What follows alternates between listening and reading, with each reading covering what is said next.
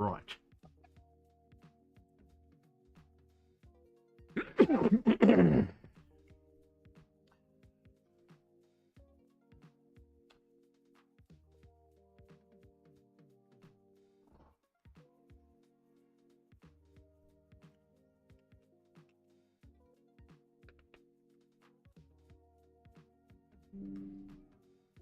Okay, testing, testing. Okay, testing, testing. Good.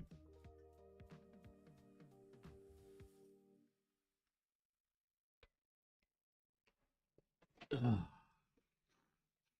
one of those days. You can tell that it's one of those days because the tick is not updating.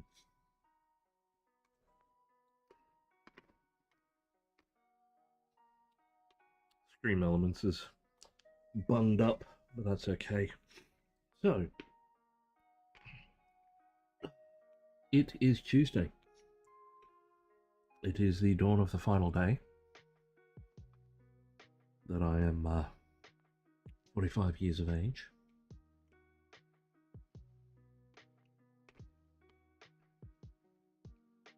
Feeling every second of it, I can absolutely, unequivocally assure you.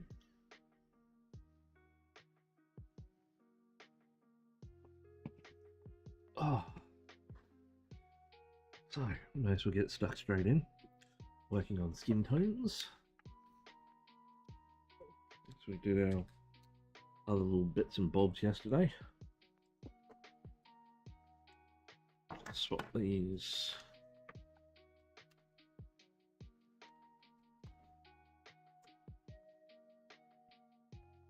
Over.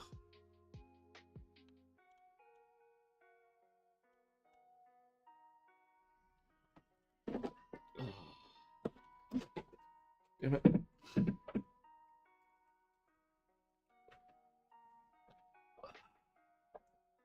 Alrighty.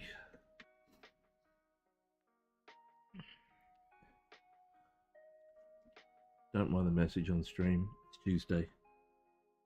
I've updated it across 3 different platforms now, and it's still not working, so apparently it's Monday. Oh.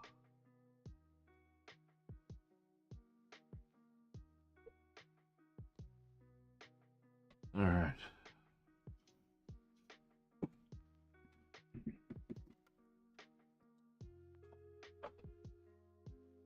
New palette, new hopes and dreams.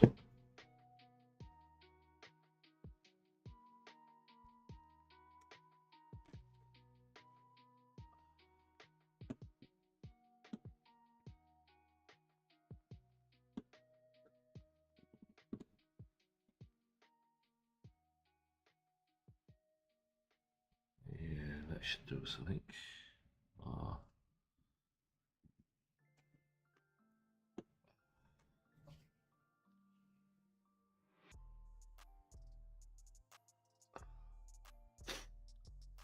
It's quite chilly here this morning. We've got an ad break coming in.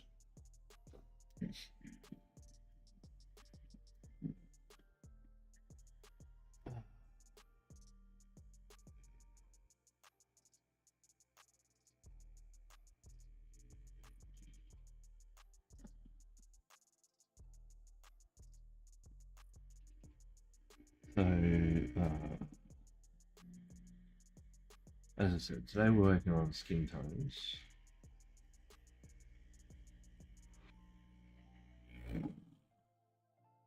So, we're going to be building up, getting some blends and highlights happening.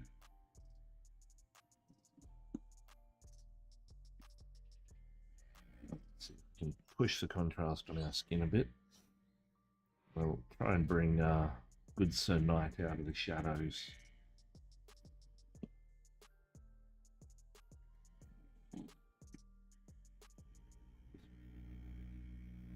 Getting my paint mixed.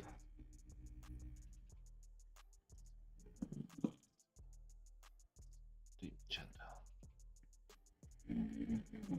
Don't use a lot of it, but it's an important color in this instance.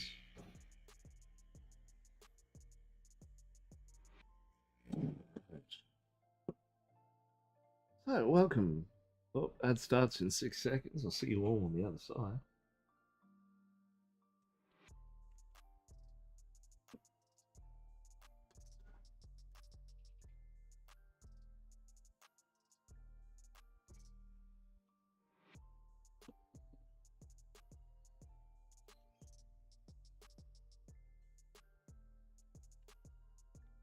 Why is Stream Tele? Because Stream Elements is broken. I've changed it on the internet. I've changed it within OBS. I manually changed it. Like, yeah, it's just being, yeah. It's Monday. It doesn't want it to be my birthday soon. Wants it to push away, which is just my luck, actually.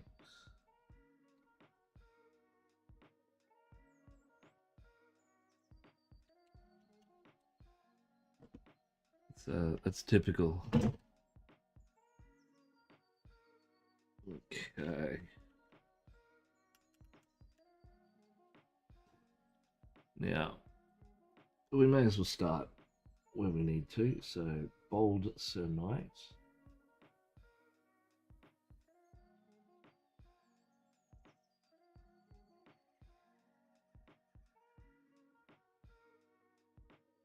Is our first port of call.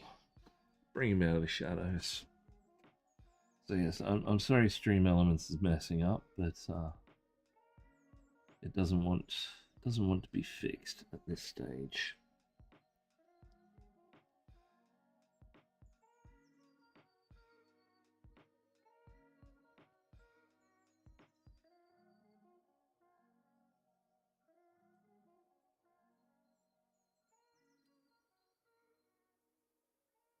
But yeah, so we've just got a mix of the chromium green and a little bit of the Titan buff. I'm just going to gently build up highlights. I don't know. I think there must be something going on with Stream Elements because I've updated it in the software, I've updated it in OBS, I've updated it on their website. So one would assume when you hit the update all button on something that you know it's going to update all and not just one tiny spot. But that's what it did. So apparently it's Monday.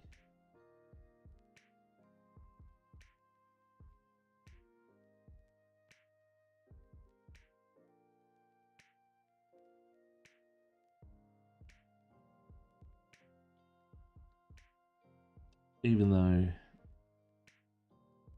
Streamlabs has been told multiple times that it isn't, it doesn't want to pay attention.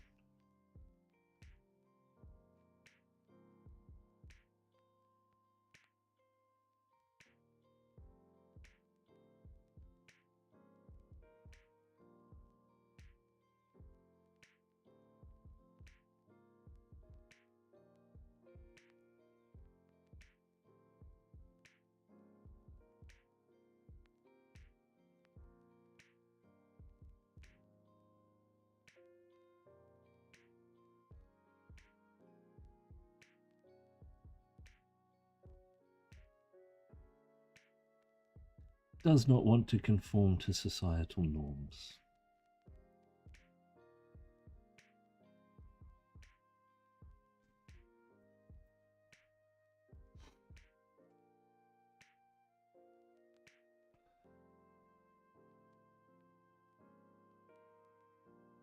But how are you, Weasel?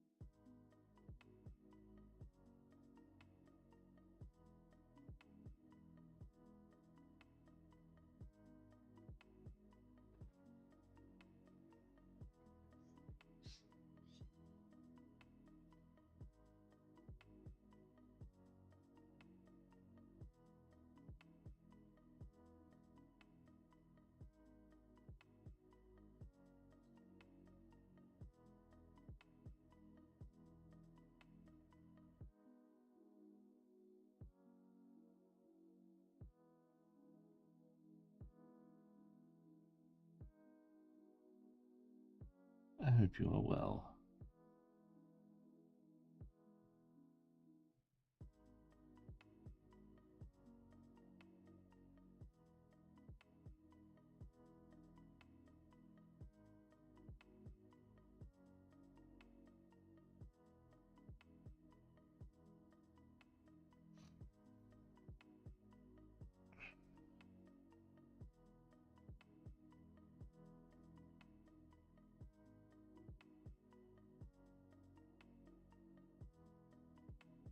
I'm just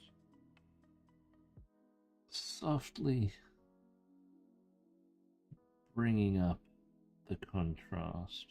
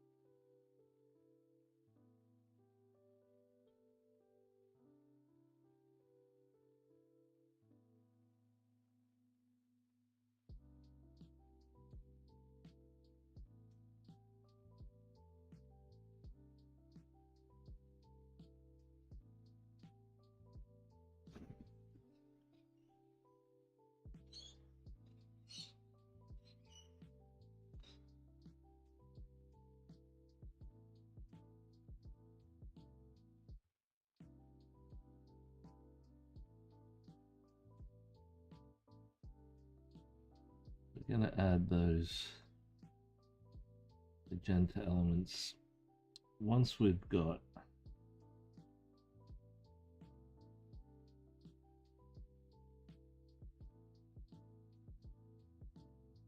the rest of the skin brought up enough.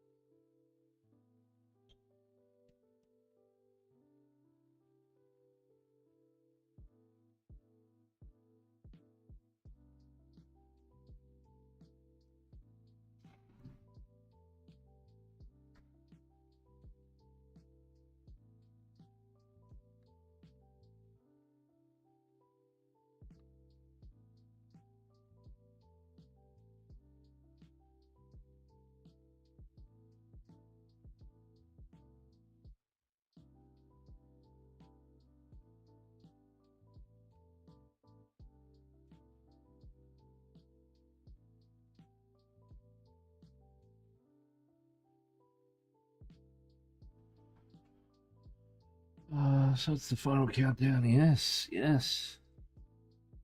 Tomorrow.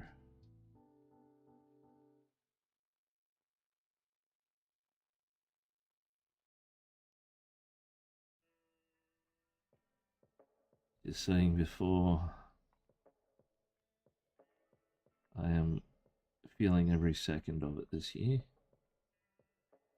This year has not been a fun year. I don't think it's been a fun year for anybody, really.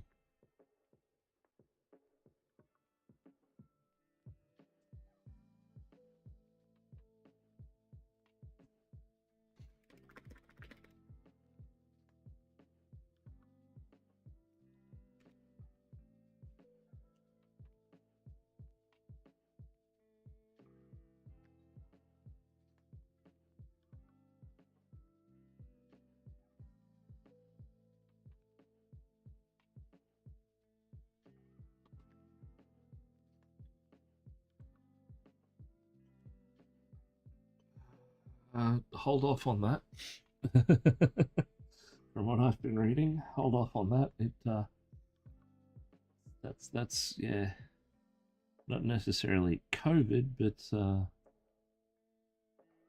there is another strain of bird flu kicking around that his concerns will cross over to the main population.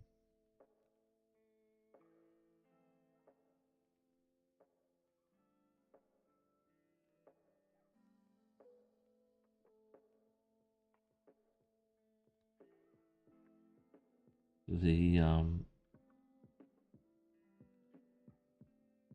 Department of Agriculture and Resources and Biodiversity and stuff are very concerned.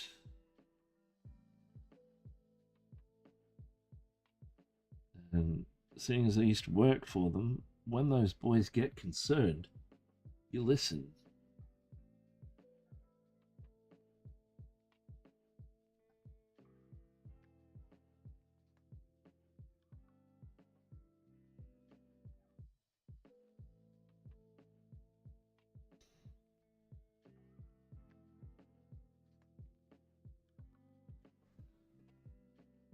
Bird flu, swine flu, mad cow sounds like something that would make someone go vegetarian.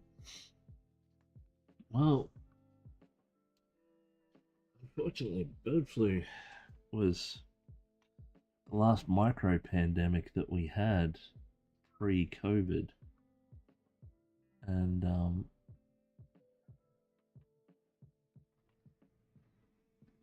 yeah, it wasn't a laughing matter then.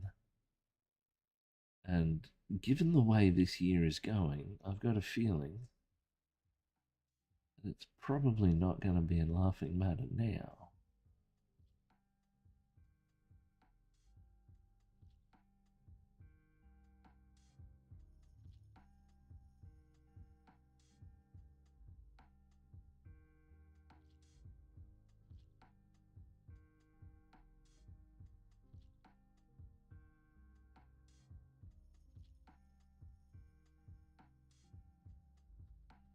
But be interesting to see what happens with it at any rate.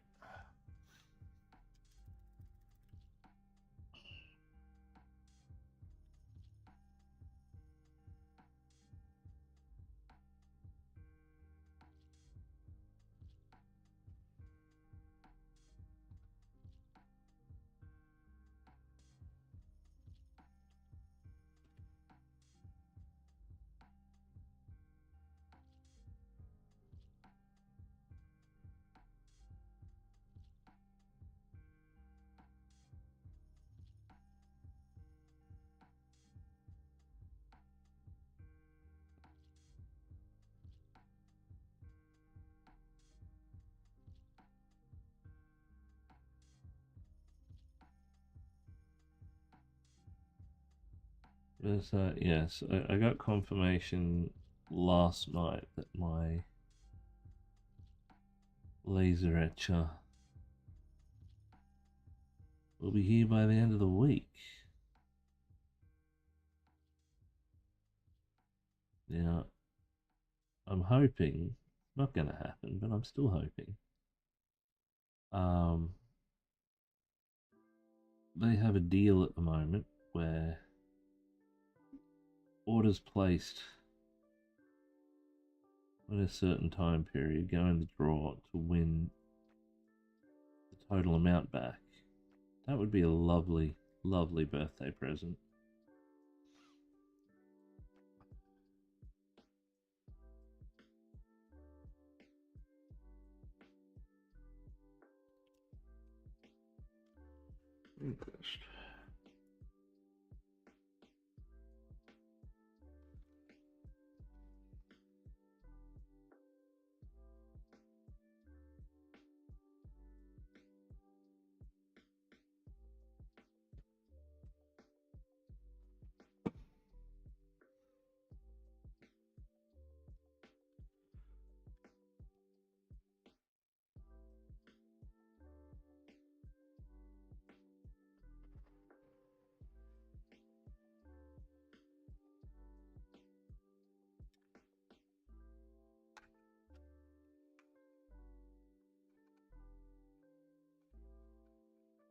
Well,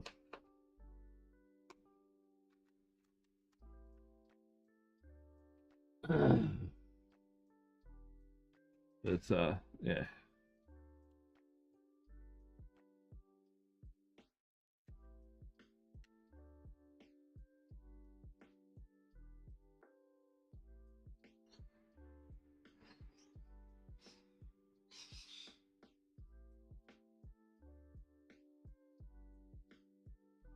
See what happens at any rate.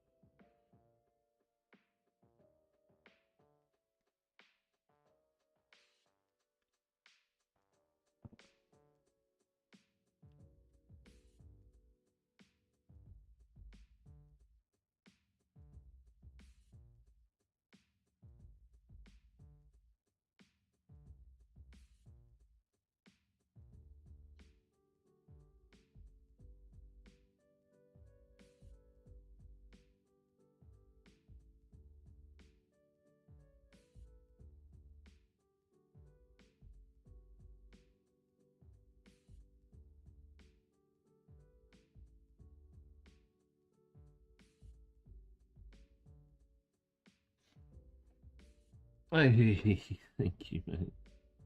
I'll grab that in just a second.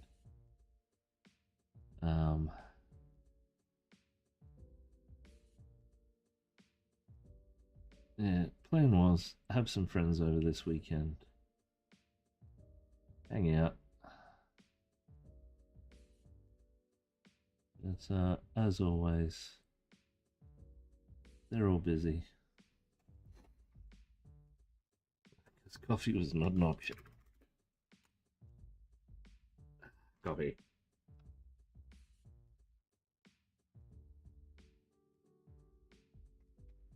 Oh, let me pick that one off.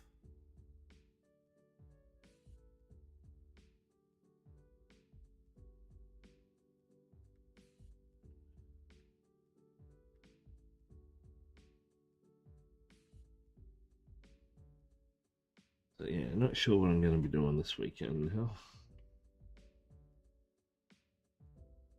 Seeing as nobody wants to hang out with me.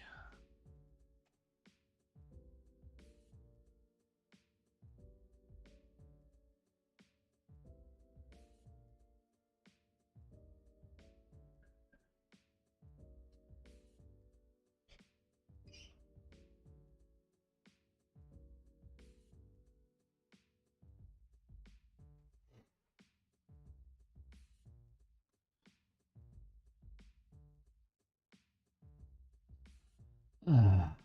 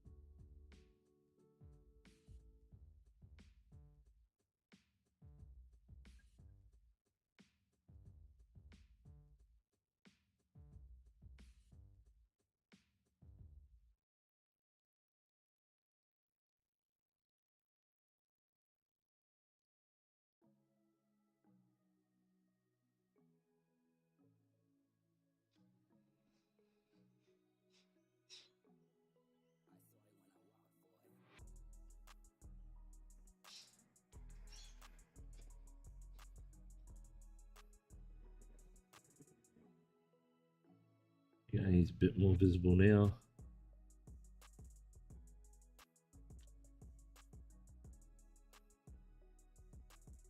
Sort of with where the light's coming from.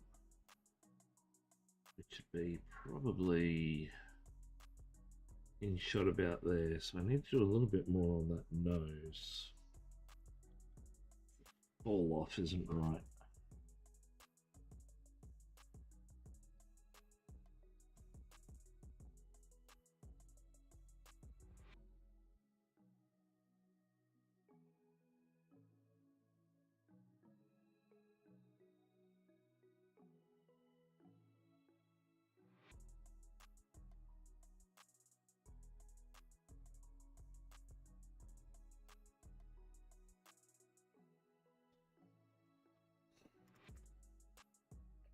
Just blend in.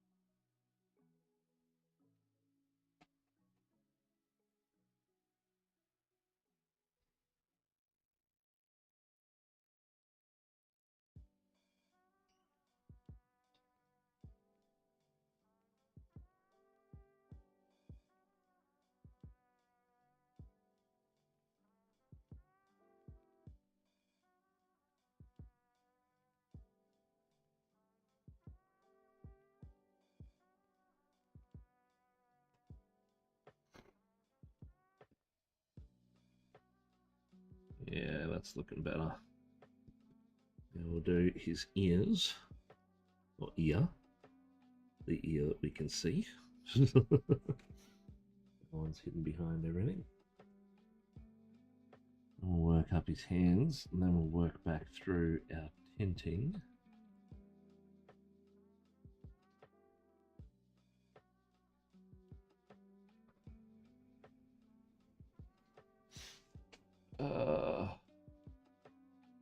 Erasing experience.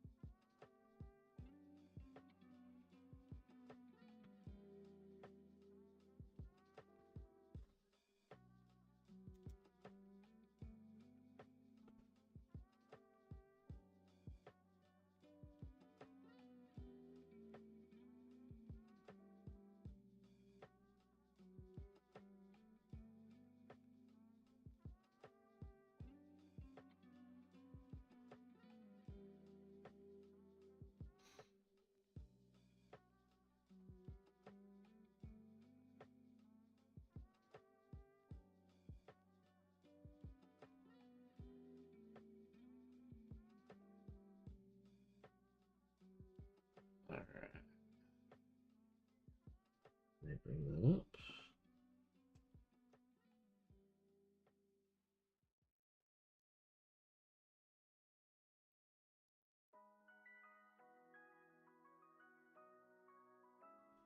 What was that? All right, better get organized. Breakfast does not make itself. That coffee cup over there is my breakfast,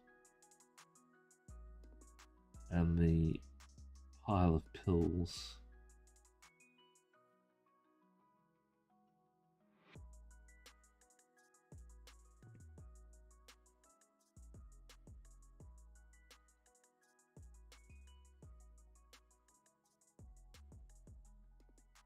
But have a good day, Weasel. Thank you for stopping by. Always much appreciated, mate.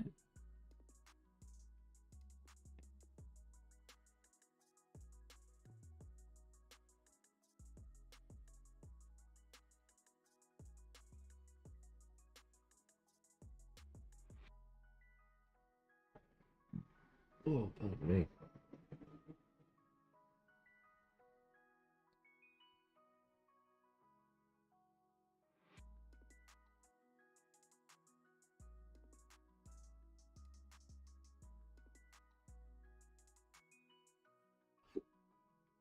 Oh.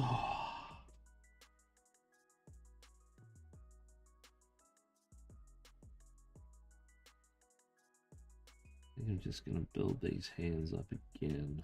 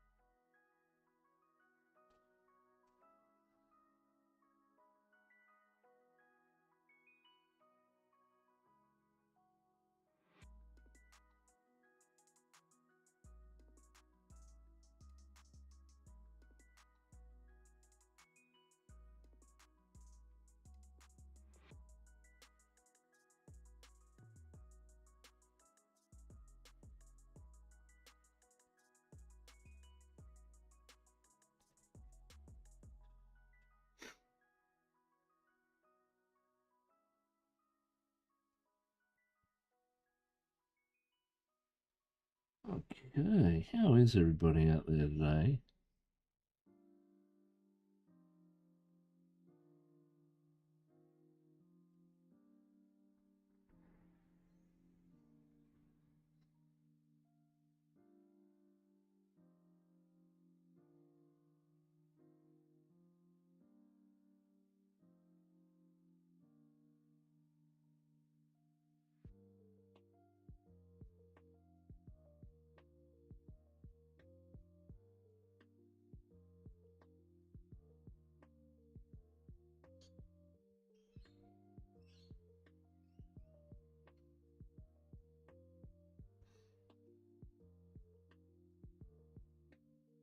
I'm doing okay for someone as old as I am.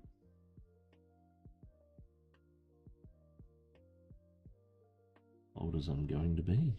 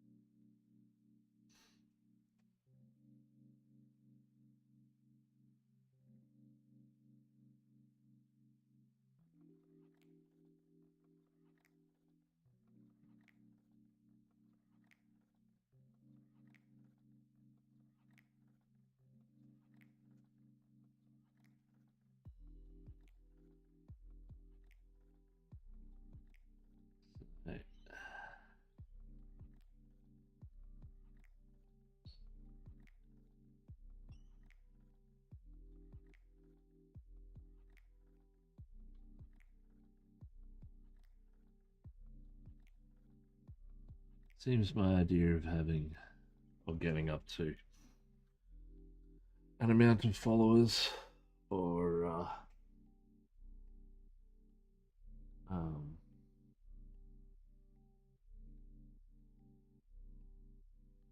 amount of subs for my birthday is kind of dashed, but it was a pipe dream anyway.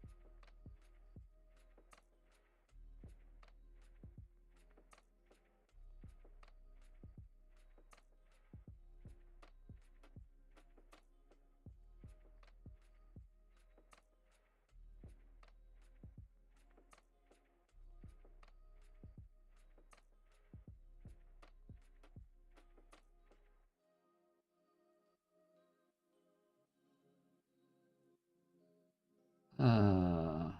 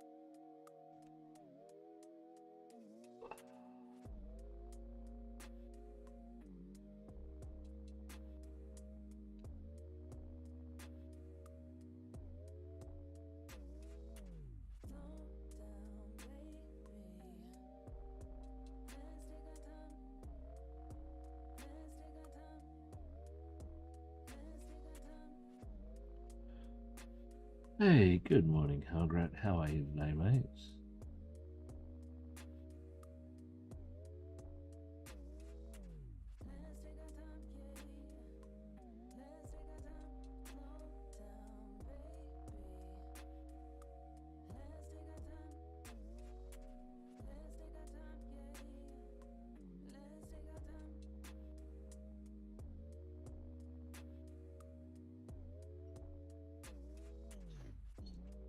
I want to be asleep, but the cats have different ideas. Yeah.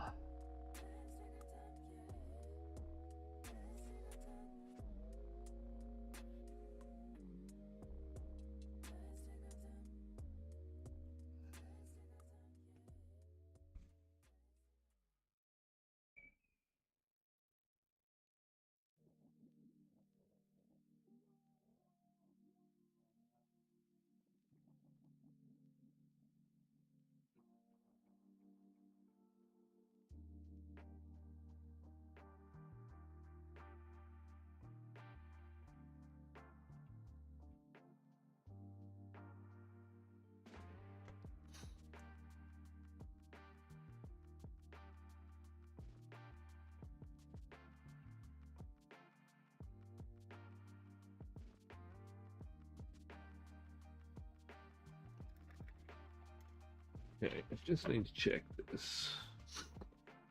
Where's my phone? There it is. Oh.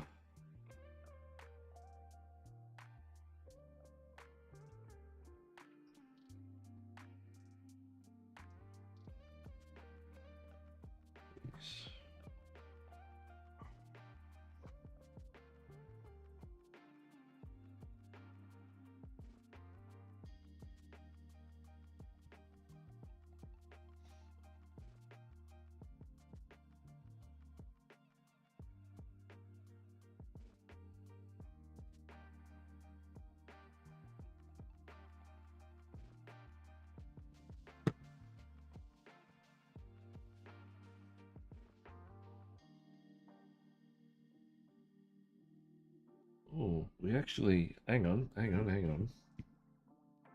We've actually got some light coming in here.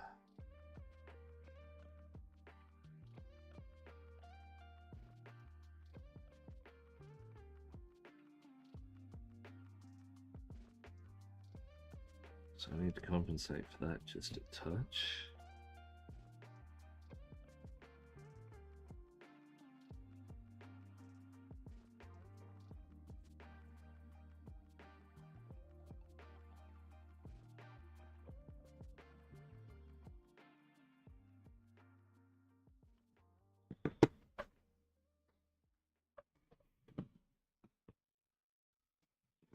Yeah, let me just check these photos quickly. Make sure I've got this light source in the right spot.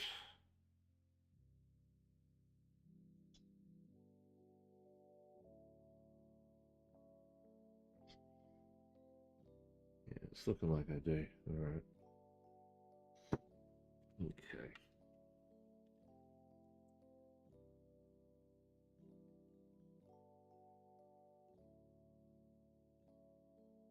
I think I might need to push those highlights just a touch high.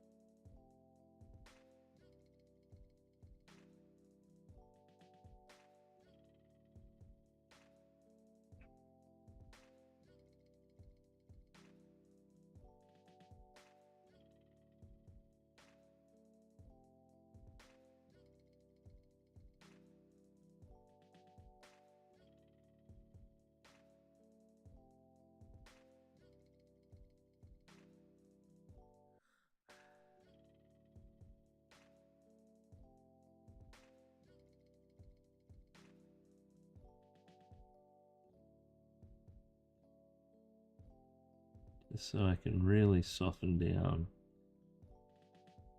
the magenta when we bring it in.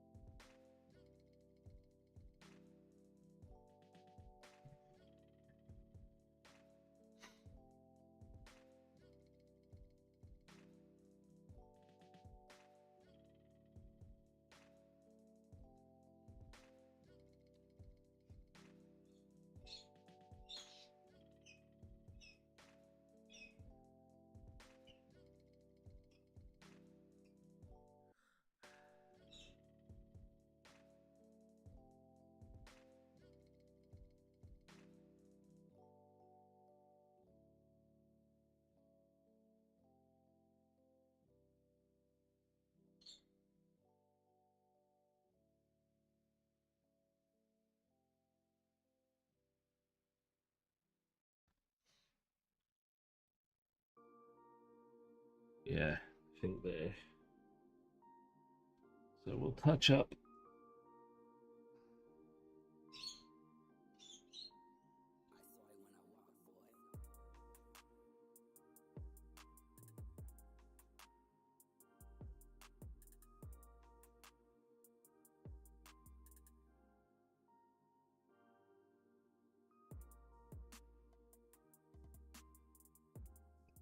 Oh boy.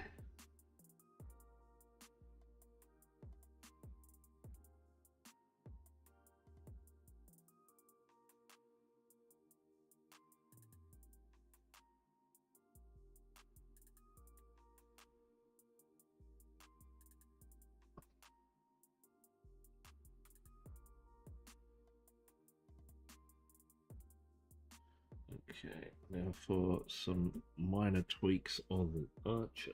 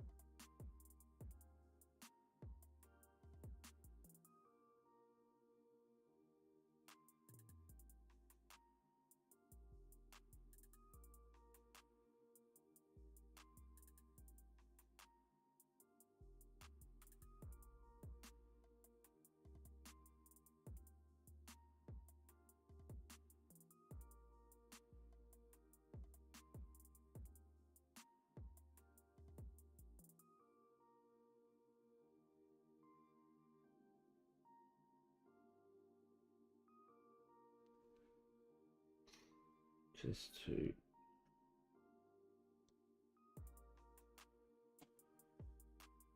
hydrate. Everybody wants me to drink. Am I looking pallid or something? Parched.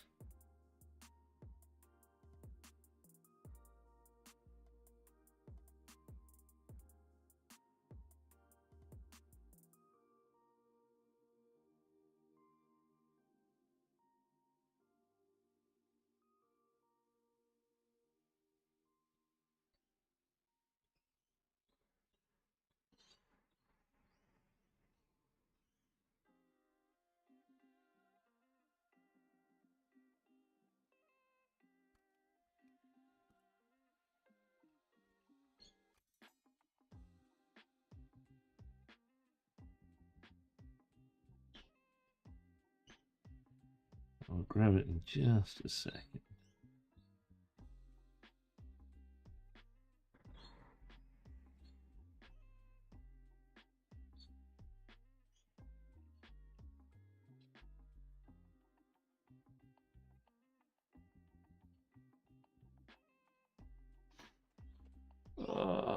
Breathe.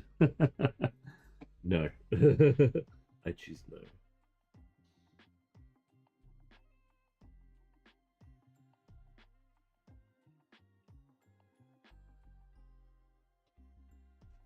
I'm not happy with how this is going, so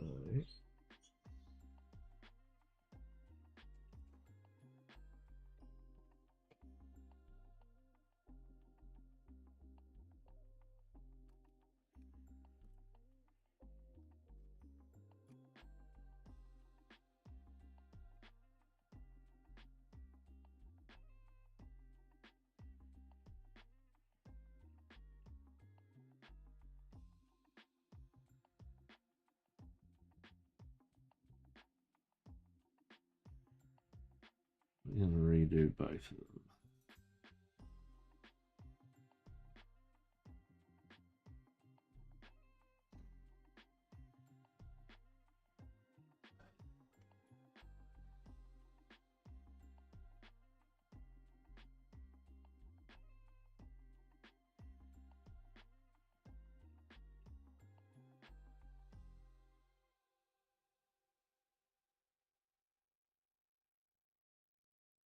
Okay.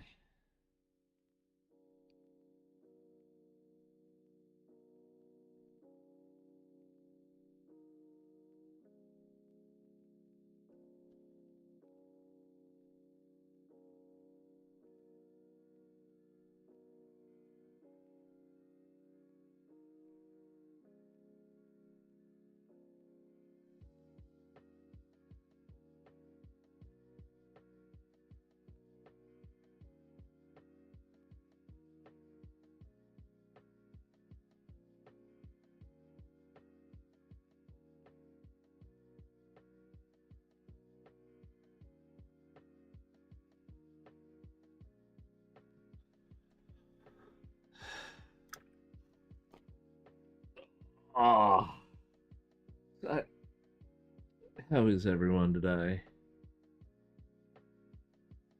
I'll mark that off, and then I will grab of our hydrate.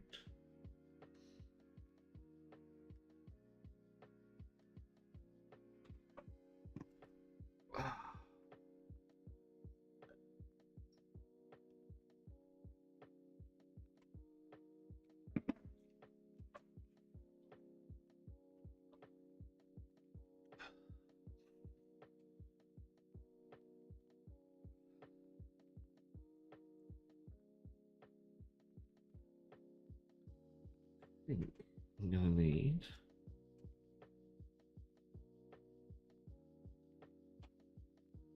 just some tiny touches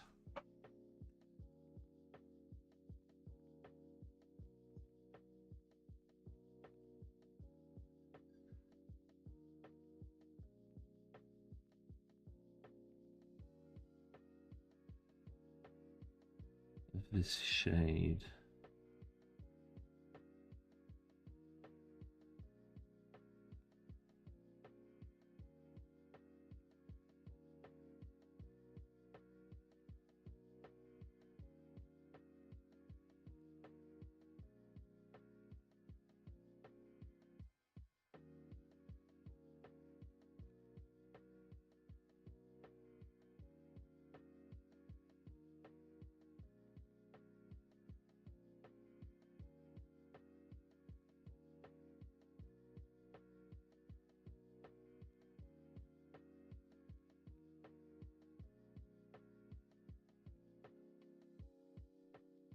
We also need to do a bit more on this Froggo.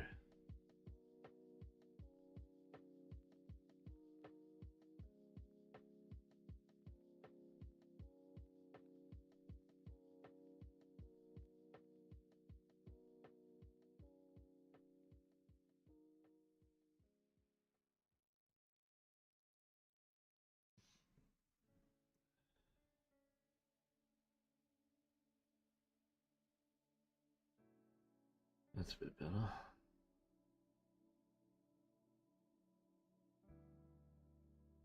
we'll start building up our ears again. Making sure our light is sitting right.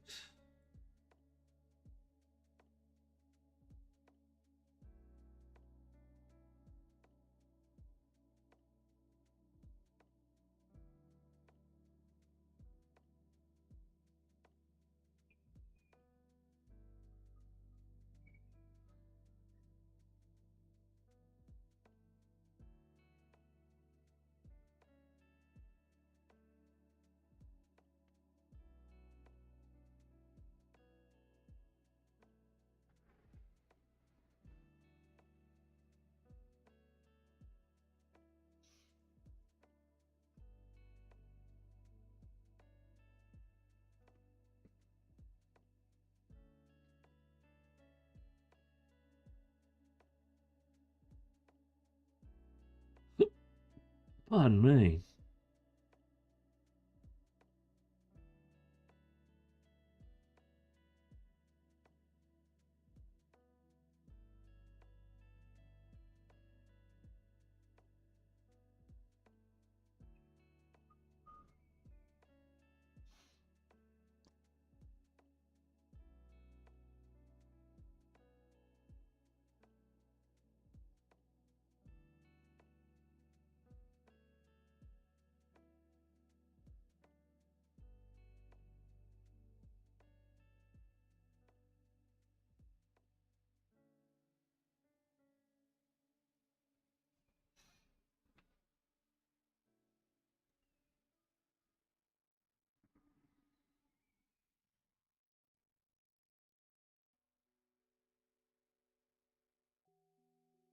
Um,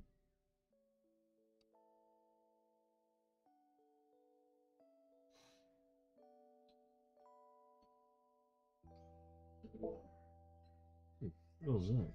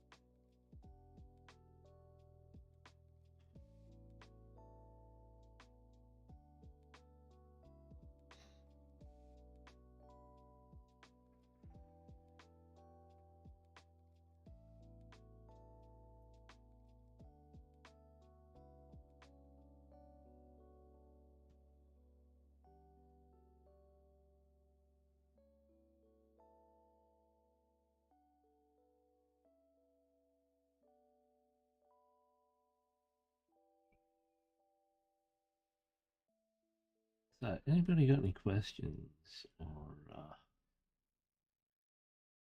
anything that they would like to know, like to ask?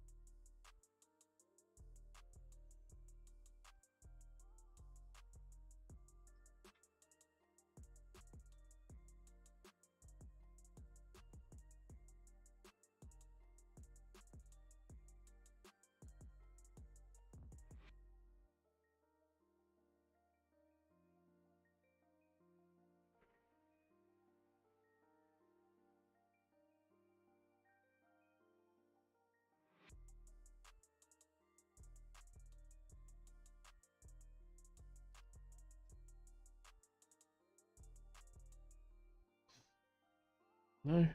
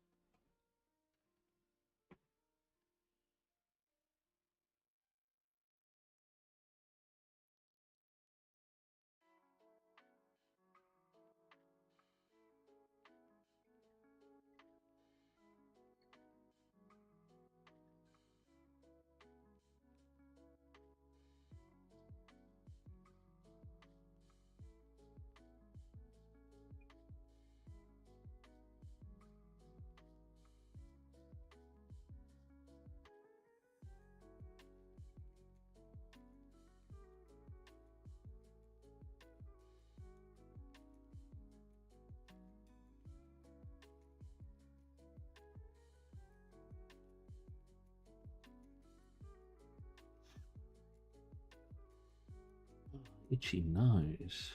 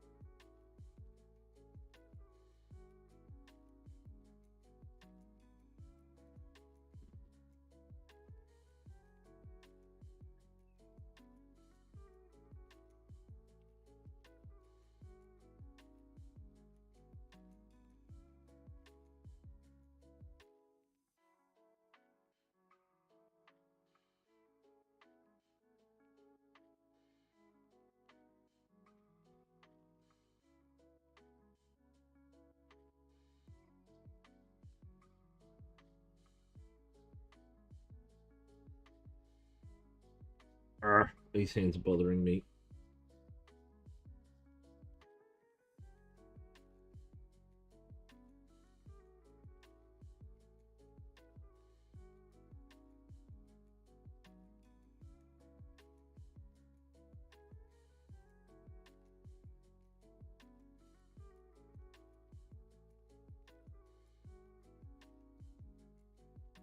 Build them up again.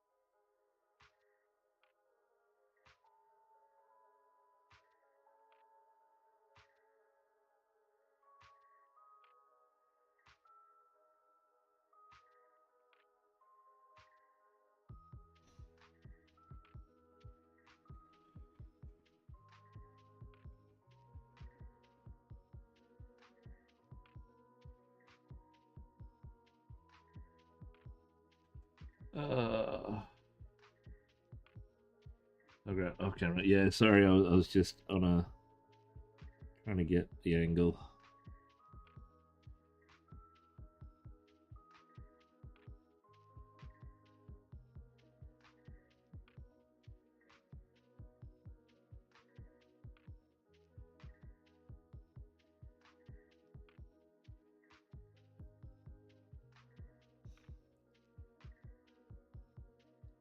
Starting the hand again because the light's just not sitting right.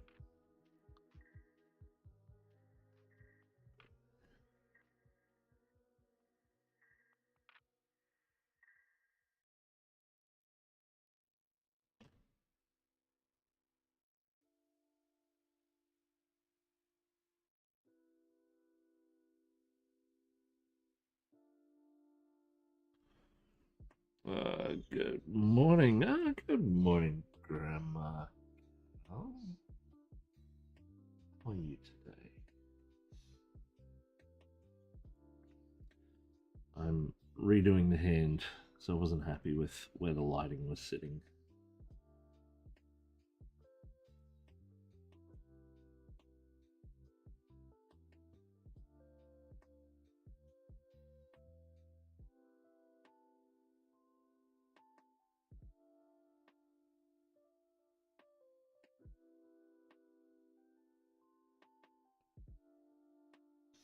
Okay, I'm just going to give this a dry. 2 seconds here.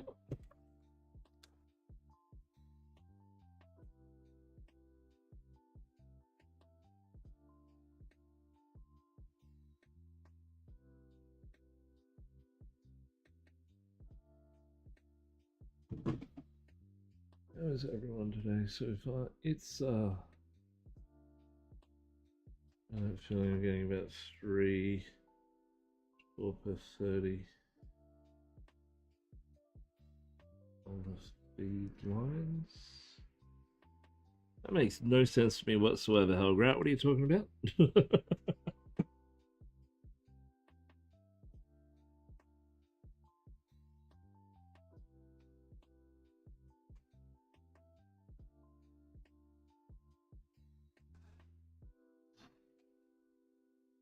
What you talk about with us? Um, yeah, it's pretty quiet today, Grandma Carl. I'm not gonna lie.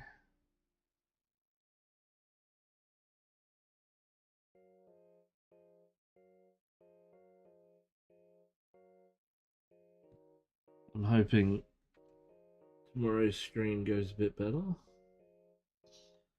Birthday stream and all.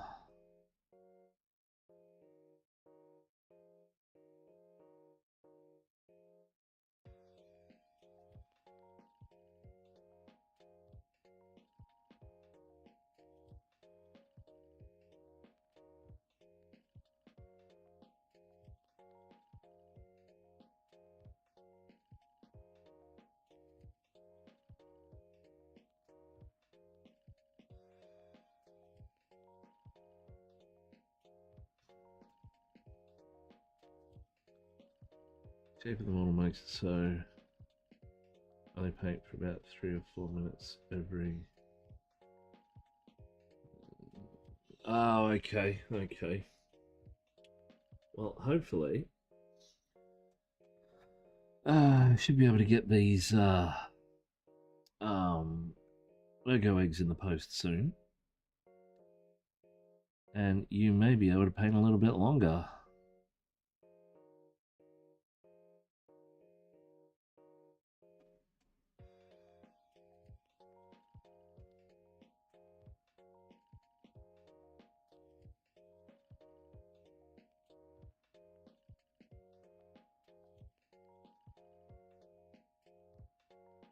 I've already got some feedback about them, which is good.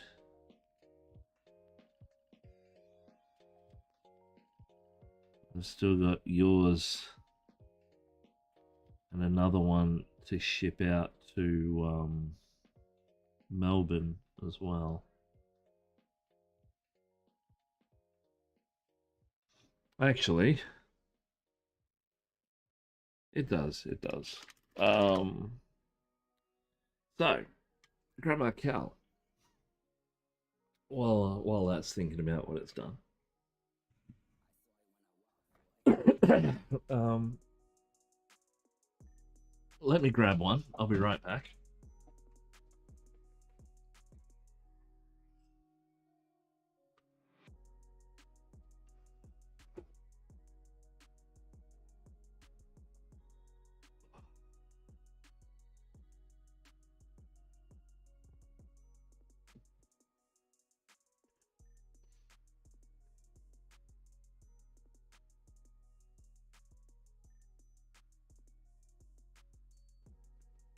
So,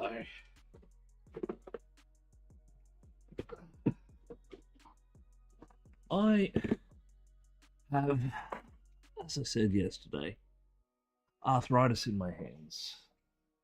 psoriatic arthritis, to be precise. And over the past 12 months, it's progressively gotten worse to the point where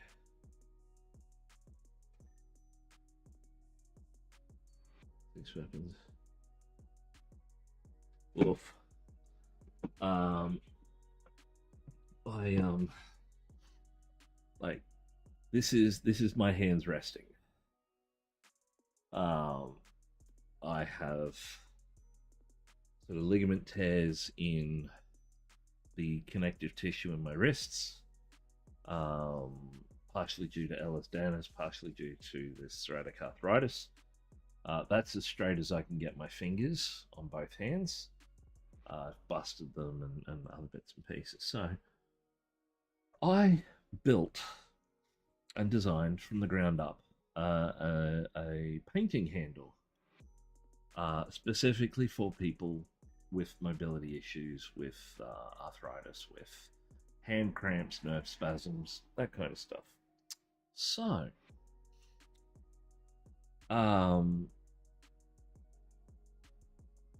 I messed around with a few different designs and different things, and because I used the red grass handle for years, and I got to the point where I just couldn't grip it anymore. I was getting nerve pain all up and down my arms and bits and pieces. So I created the Ergo Egg, and what the Ergo Egg is an ergonomically tested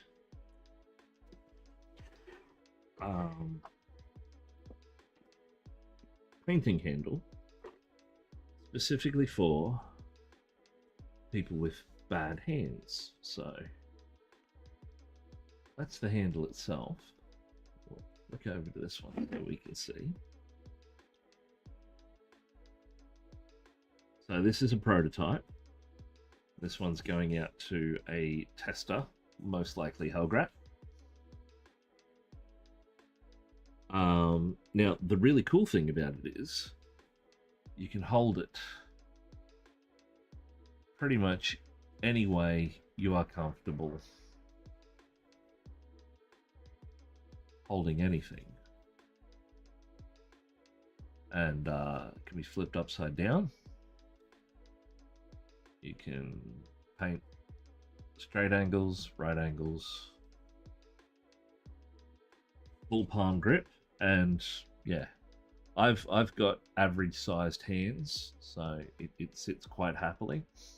The original prototype has, well, as you can see, very much a prototype being held together by electrical tape. But we've gotten to our first testing phase. So the final product will have the handle.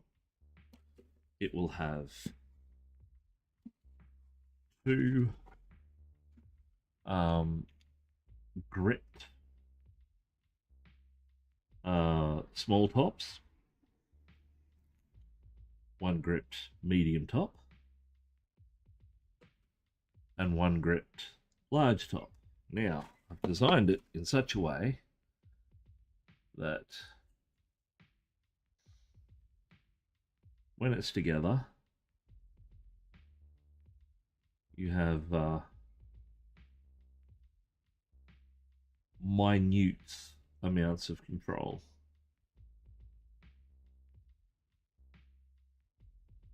And the really cool part is also there's a magnet in the base, so it's 100% with 100% compatible with everything for the red grass handle. So can you? Oh, actually, so this is the red grass magnetic dot, and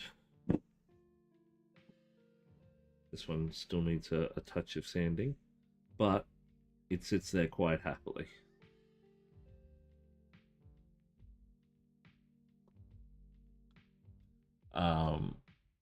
The finished product will have M3 or M5 screws holding it together.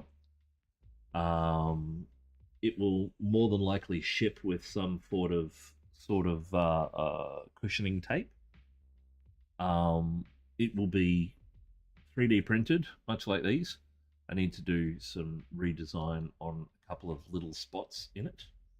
But in the final package, you will get the handle, the grips. I need to do a quick little redesign. Some tack, so you can stick your models to the bases. And I'll put a run of, I use double-sided tape. So this is mine. You can sort of see the remains of the double-sided tape there, and that just peels off to put more double-sided tape on.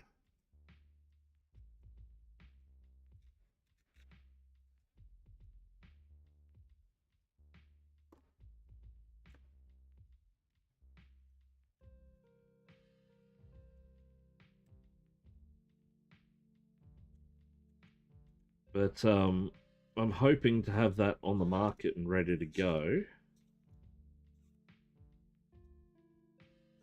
by this time next year. So that the retail one will be released. It'll be available on my website. I'm looking at other iterations, other handle types, grip types.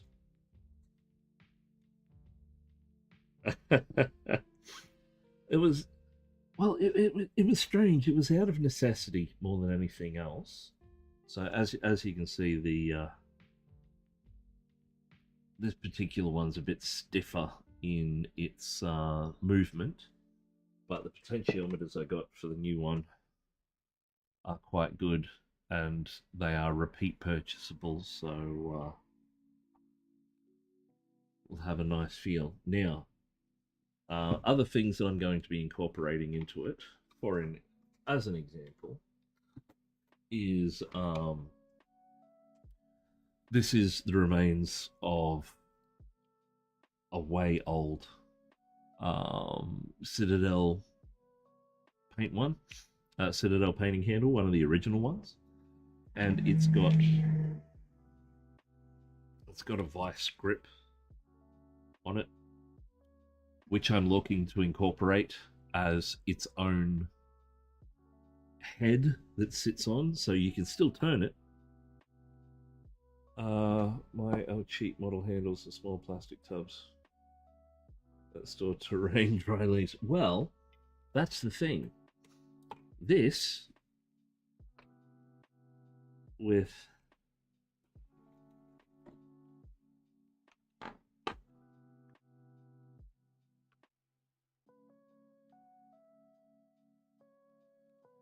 the big, the medium, and the two smalls, currently you're paying $42, I think it worked out, for the red grass handle.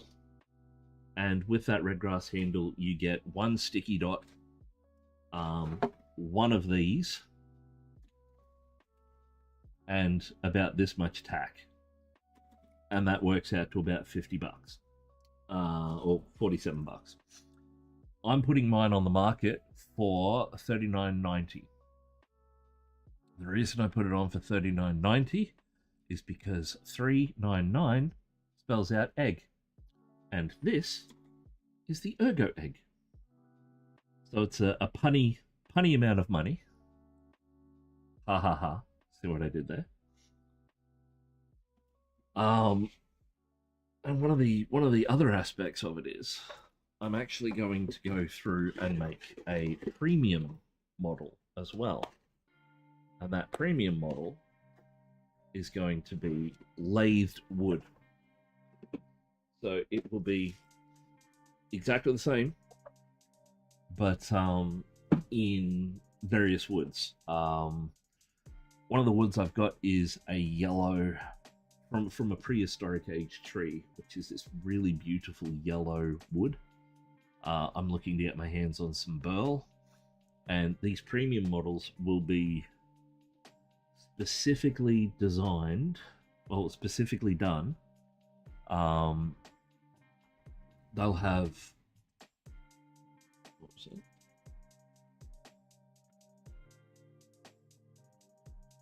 No, that's all right. So I think that's a really good price for a standard model that anyone can pick up. If you want to support me and sort of my creative endeavors, you can buy the premium model. Now the premium model is going to be a bit more expensive because it's rare wood, and each one is going to be 100% unique, never to be reproduced ever again. And I'm thinking for those 399. But it will have the egg done in wood. It'll be split diagonally down the middle, or not down the middle, but diagonally across the thing.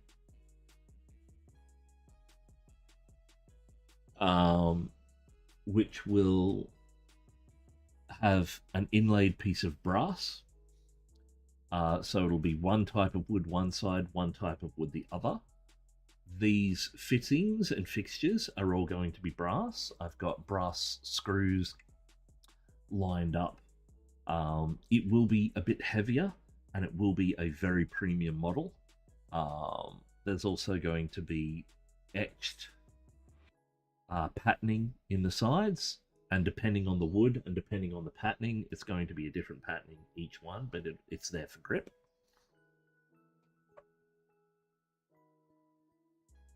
Yes, yes. So I'm limiting the premiums probably to about 10, maybe 11, depending on how I go. Because I'm going to be making one for myself to have displayed on the channel here as well, because, well, I want one. We've had a couple of other people interested in getting premium models done up as well. I've gotten myself a lathe. I've got myself lathe tools. I've got myself a little scroll saw, like hobby scroll saw. The laser etcher is on the way. Should be here Friday.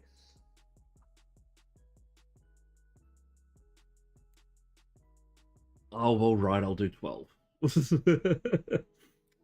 I, that's actually a very good point. I didn't even think of that. I will do 12.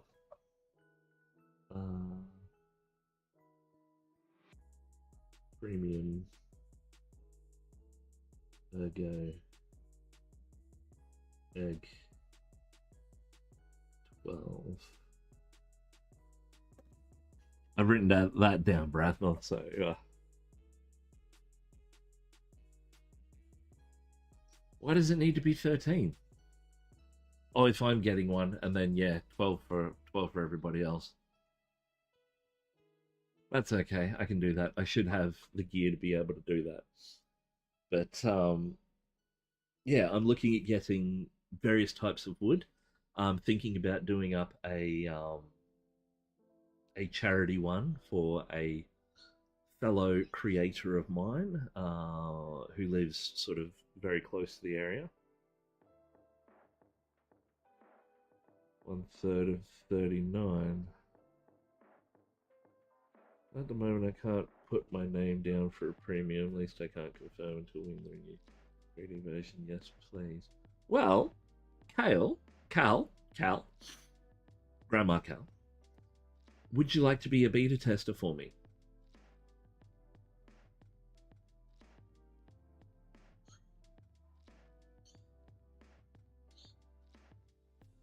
Instead of 39. Well, I'll do a 12 so it fits in. Should I say 1/3 of egg? Interesting. We'll see how we go anyway. But if you would like to be a beta tester,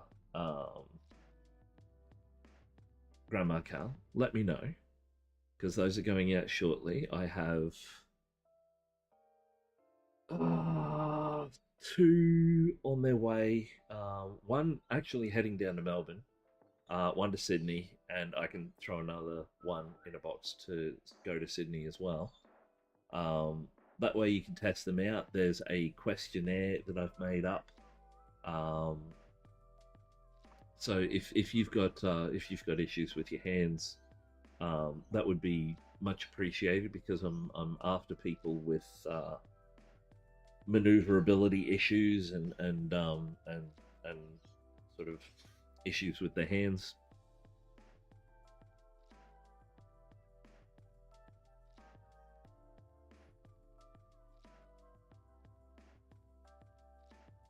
No, that's fine. It's, as I said, they'll be on the market next year around this time.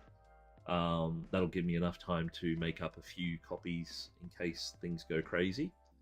And it will also give me time to uh, collate the information from beta testing to do any modifications or changes that need be.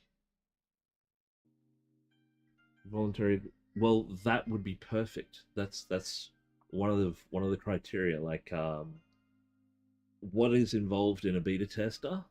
You ask is you. I send you the box. You take it out of the box. You use it. You paint minis. Um, Paint minis for a week. Paint minis for 2 weeks. Whatever. Um, just sort of as you progress, and just keep in mind how your hands are feeling while you're using it. Um, I have an online questionnaire that I will send out to the people. No, that's fine. As I said, like, we've still got 6 months in this year. I'm using that 6 months as sort of a beta time period before I ramp up production in the 6 months of next year. So it will release around my birthday.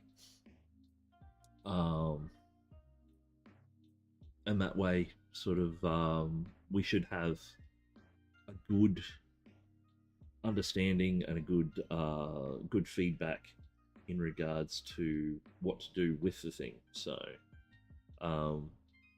will you have a place within 6 months, do you reckon? I know the housing market over here is a bit crap at the moment, but stranger things can happen.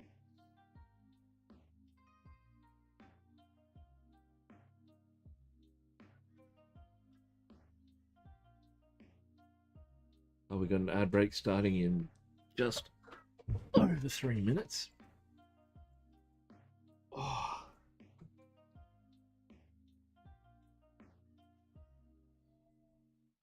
Have to move within 90 days. So yes, well, um, if you're comfortable with me sending this to your current address, or if you've got an address that I can send it to on your behalf that you can pick up, we can do that. So shoot me a private message on Discord, and we'll get it sorted out for you. Let's fix up my sleeves so we can get back to things.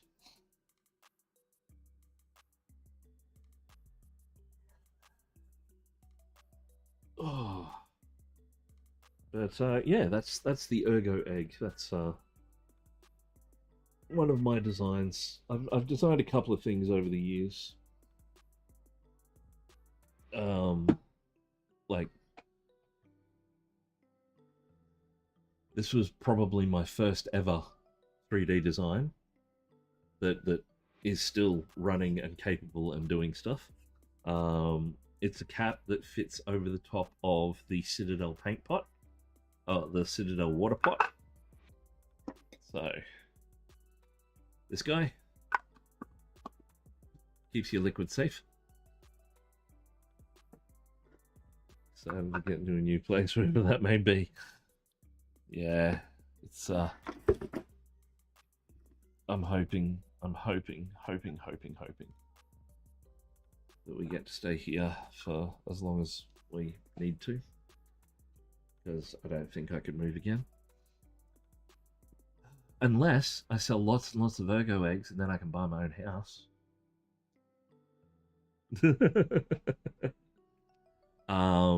one of the other things I designed was up until very recently, I had a arc light. I built myself an arc light. That paint pot lid is freely available. So if you go to my long way about it, if you go to my Instagram, go to my profile. There's a link tree link on my profile. Click that, and right down the bottom is the two freely available things that I've made. The paint pot lid is one. Um,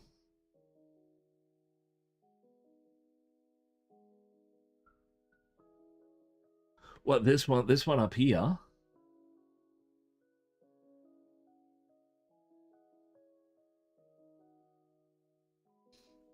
It's actually piled under a bunch of stuff at the moment, so we won't move it.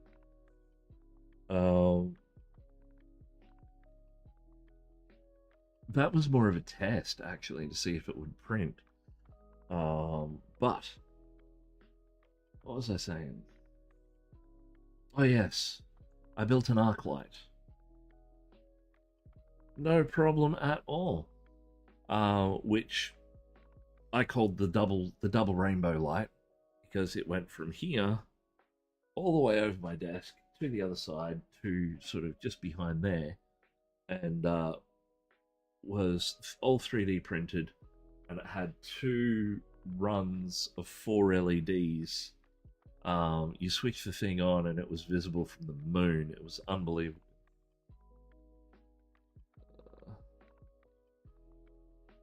Lol.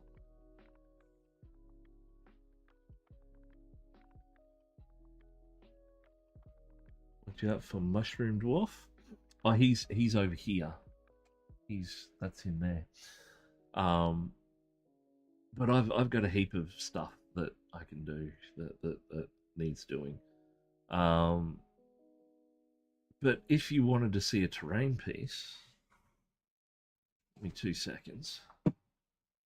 That's nice and finished and that's not too big.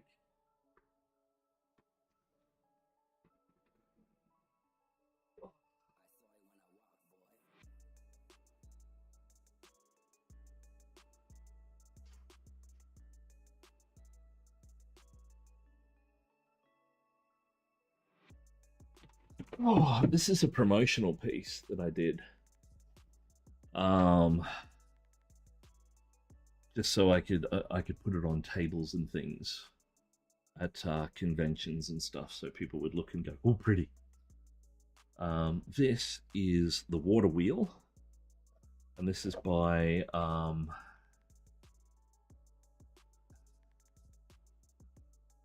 Ian Lovecraft.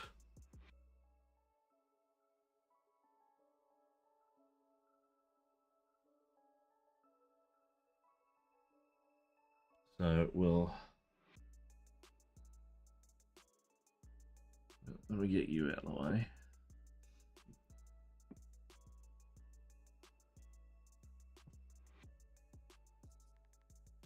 So there's a water effect there, and there's little koi fish in the water. That water runs right to the back of the piece. We've got little mushrooms and little lilies and plants and stuff, and we've got a squirrel. Oh. And then we've got our family of bunnies.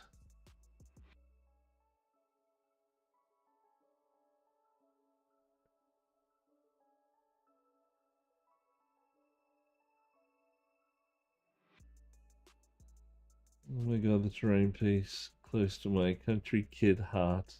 There's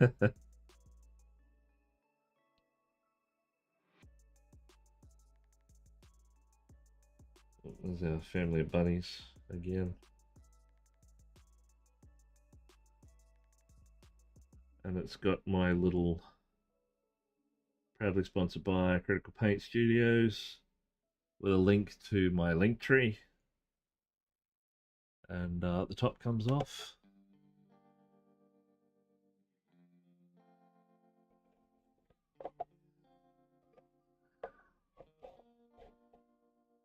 laptop's a pain to get back on. There we go. That's yeah, the water wheel spins. Now this one is just a display piece. It's not really for sale. It's more to just showcase talent. I do have. Oh.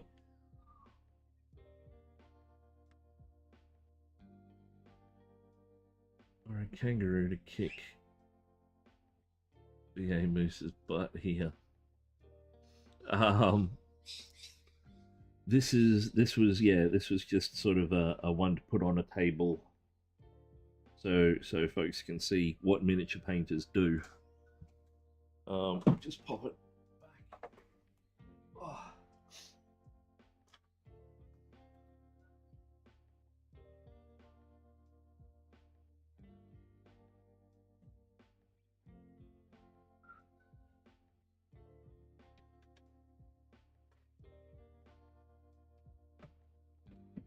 But yeah, on my website, they're currently hidden at the moment. I have terrain pieces for sale, and they're 3D printed. Oh, thank you, thank you. They're 3D printed. They're quite large. They're in various. I've set them up to be various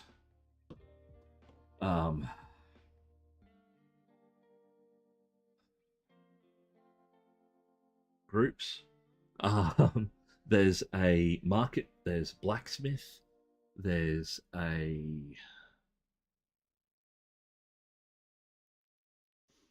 I need to check now.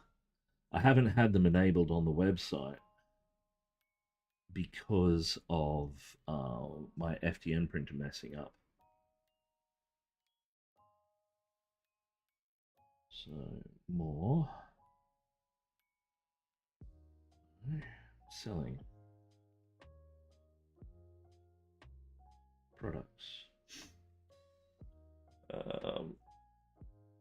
Pretty much. Let me just see.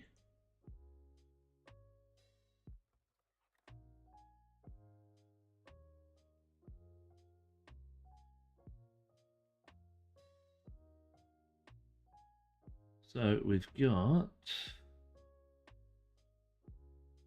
Hammerclad Blacksmith, the Central Market, the Timber Trail Horse Barn, and the Commoner's Treehouse. So, do we have...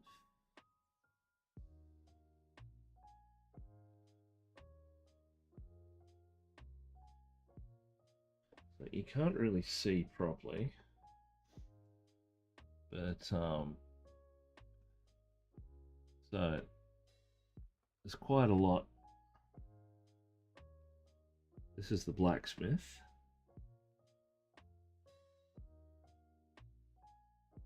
It comes with everything you see, painted or unpainted. Oh.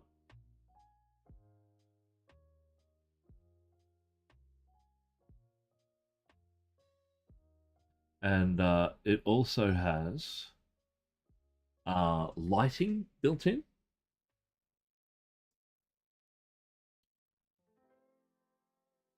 So there's little sections that pull away that you put coin batteries in that have little LEDs, and I supply the LEDs and get all that stuff ready. So you just put the battery in and away it goes.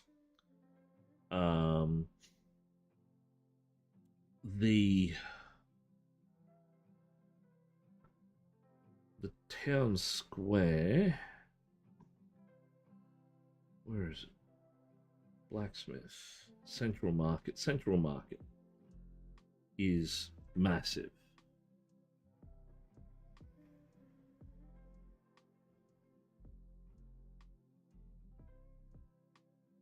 It's got all these little stands and additions.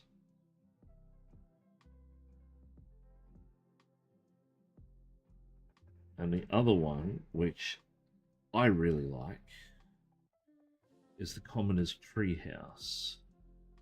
And I really like it because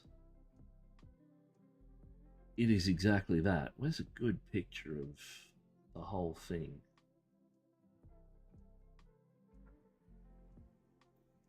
So, like, that's all the printed bits, but it all sits up in a tree. And it's all got all the lighting and bits and pieces as well, little beds, stilts and stuff. It looks really, really cool. Um, they are a bit expensive, um, but given what you're getting, there's a lot.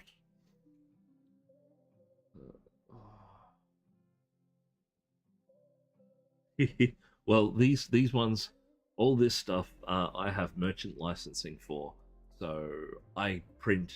I have the ability to print and sell. I can't unfortunately sell the STLs because people will yell at me and I won't be able to sell stuff anymore. But those ones are currently hidden on my website, so you won't find them. However, on my website, I do have about 20 or so different products on my store. Well, it is in 32mm size. There's multiple options. So when I do the printing side of things, I have just printed. Now that's the building just printed. The accessories just printed. The accessories are printed in resin to get as much detail out of them as you can. Then I have printed and primed, so it's ready to be painted when you get it. Printed primed zenithal, which is the adding light sourcing and stuff.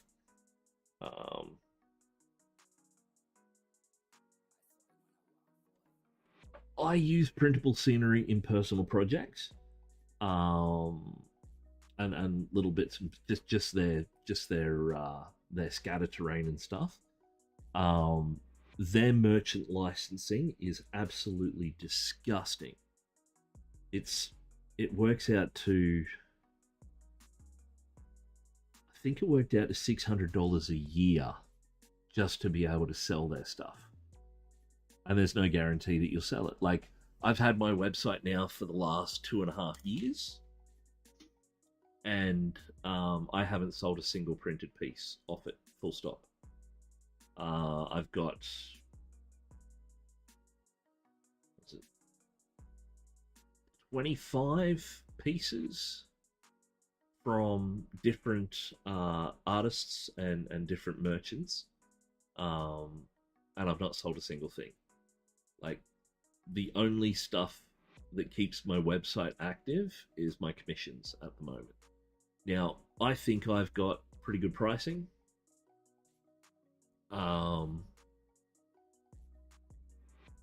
As an example, one of the ones that I offer, she's only got one wing at the moment.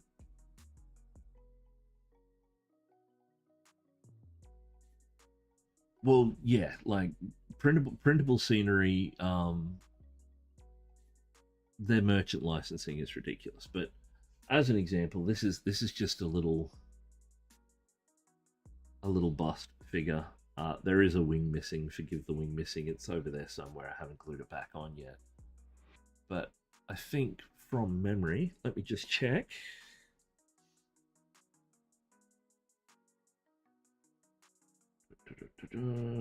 Products. That is.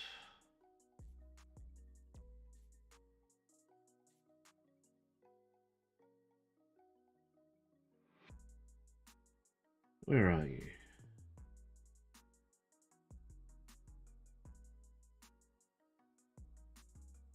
So.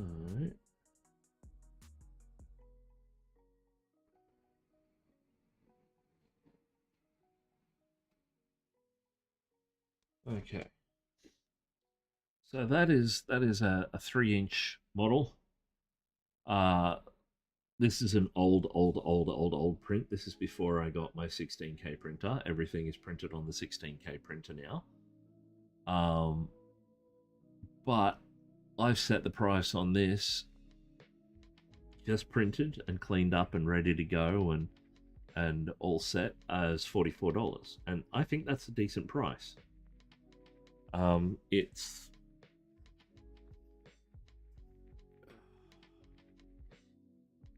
3.5 inches high, which is 990 mil. Normally you'd be paying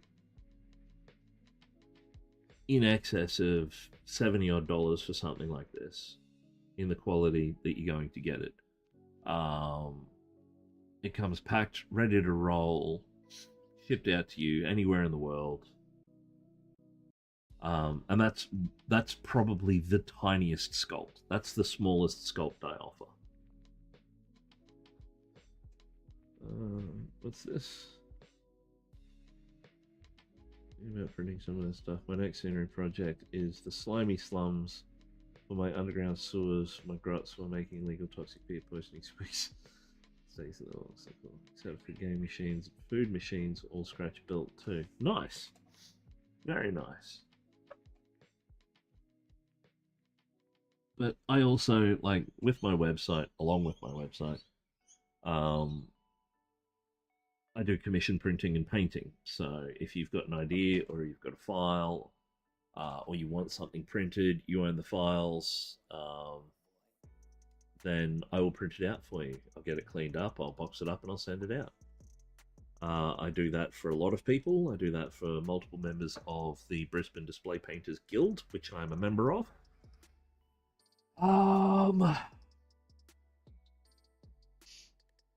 And I also do the commission painting as well. So, yeah.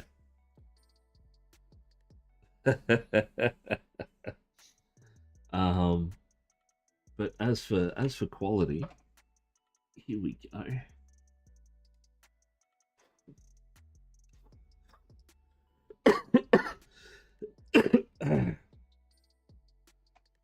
These are ones I printed a little while ago just as test pieces while I was calibrating my printer. Let me clean them up. So these are 32mm pieces. These ones are actually from Loot Studios. From a set that I grabbed a while ago.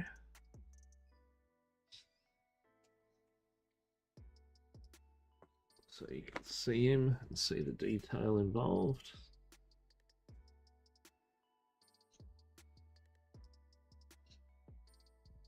So no visible layer lines. Extremely clean print. And ridiculous amounts of detail. So when it comes to printing, I don't stuff around.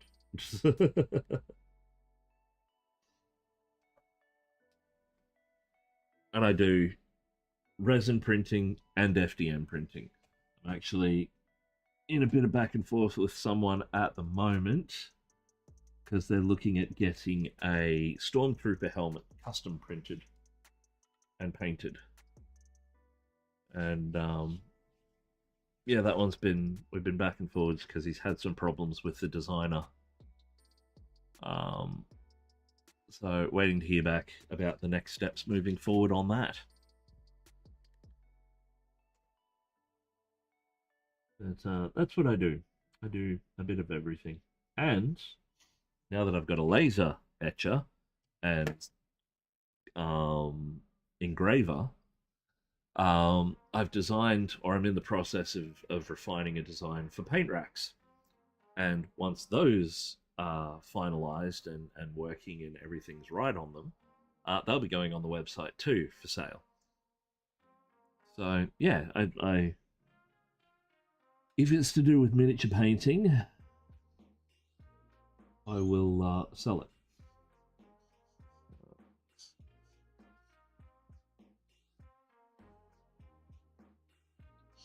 My two sons love your graphics work. Ah, cool.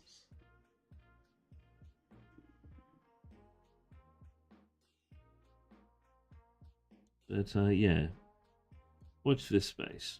Lots of stuff happening, always.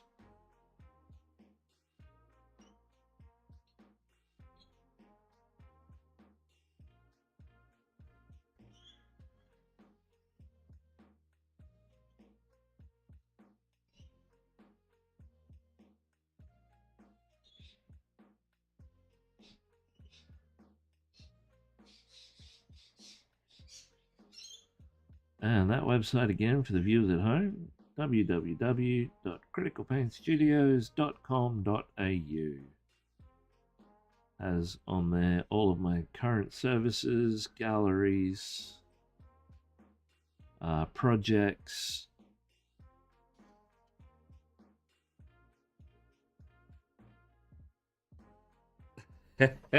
Awesome.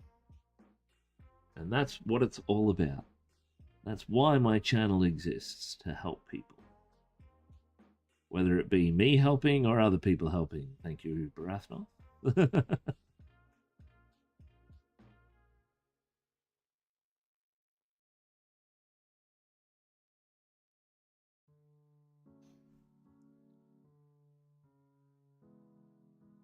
Oh, there we go. Link to the store.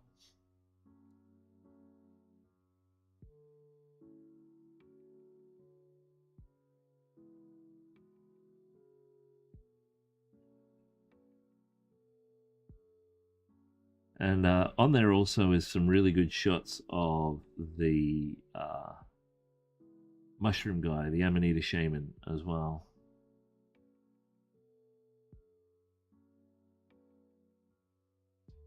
So all of the finished stuff gets put up there.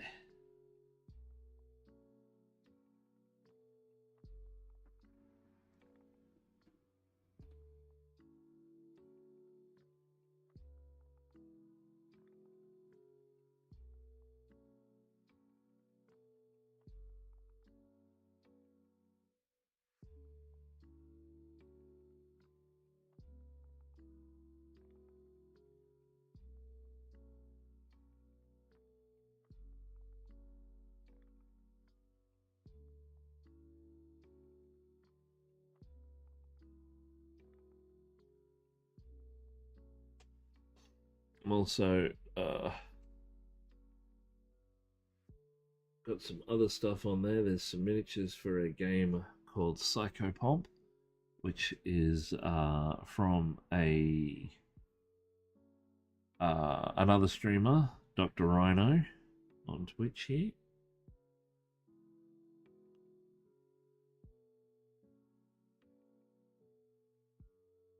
And I am a licensed print supplier for those pieces as well.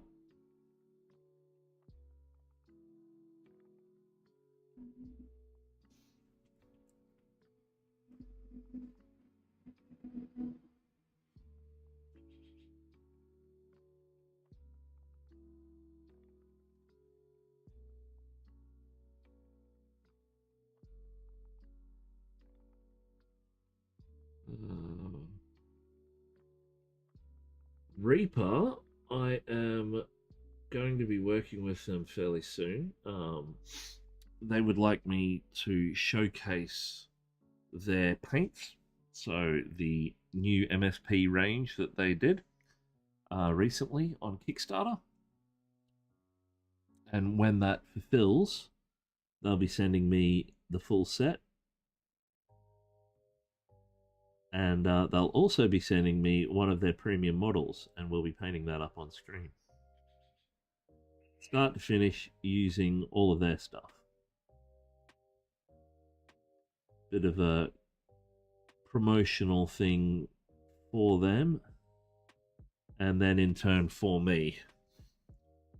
So, family interruptions.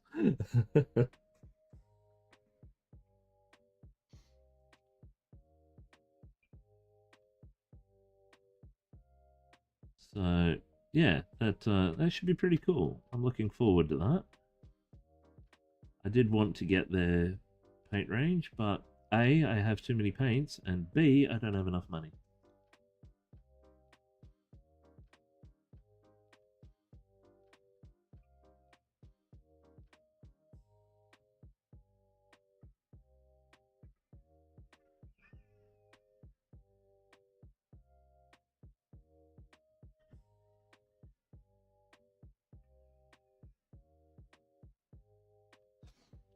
Oh, so it should certainly be interesting.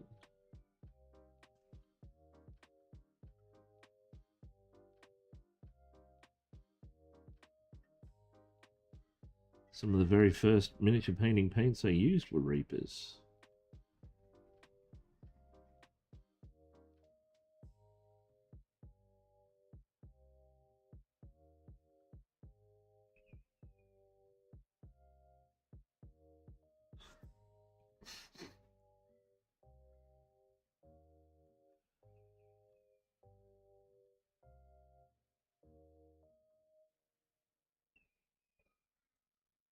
There's, well, on the website, there is, in the gallery, there is the Dragons Don't Lie diorama. That's a Reaper model.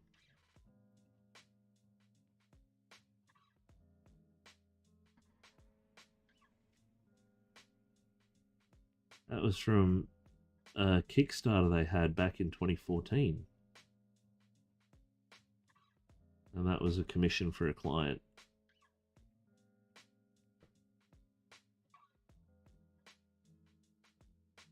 And yeah, that thing was a lot of fun.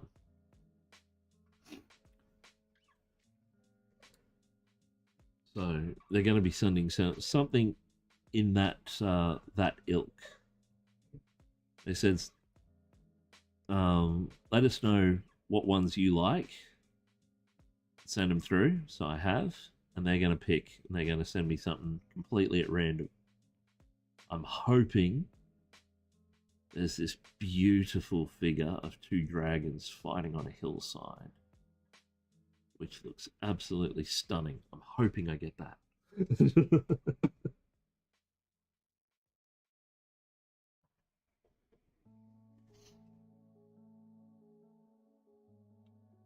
Ad break in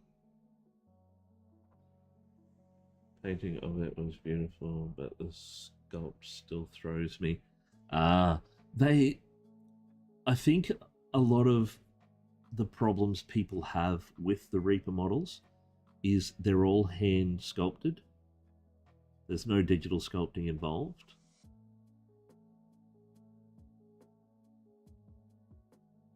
So they don't have the detail that you would get from a digitally sculpted piece.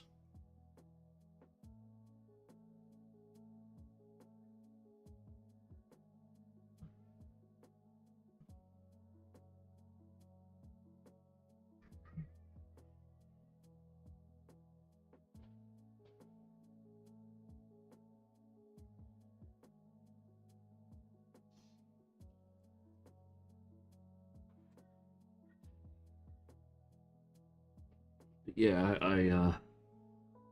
I normally don't pick up Reaper stuff for probably the same reason as you, Brathnoth. Um, but that piece was quite enjoyable to paint.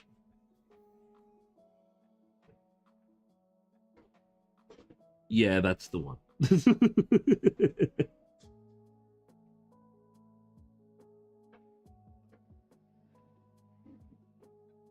They said they wanted me to paint a premium piece, and I saw that one, and I'm like, oh, jeez.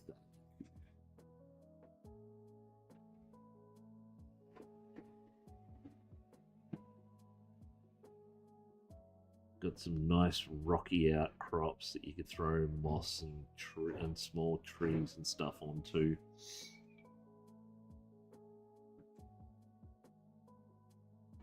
Those two dragons,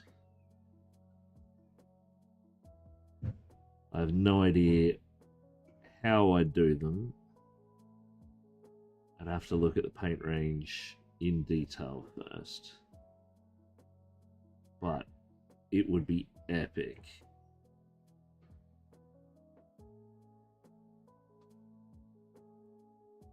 Yeah, yeah. The dragons are actually pretty good.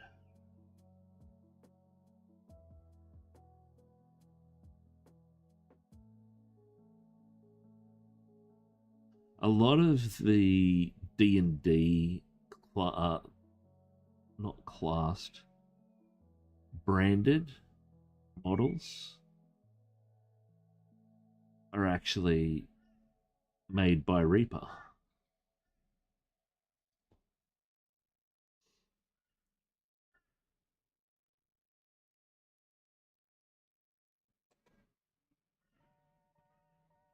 Which I was surprised to find out. I've actually got a couple. That's what I was thinking, fire and ice, but that's too predictable.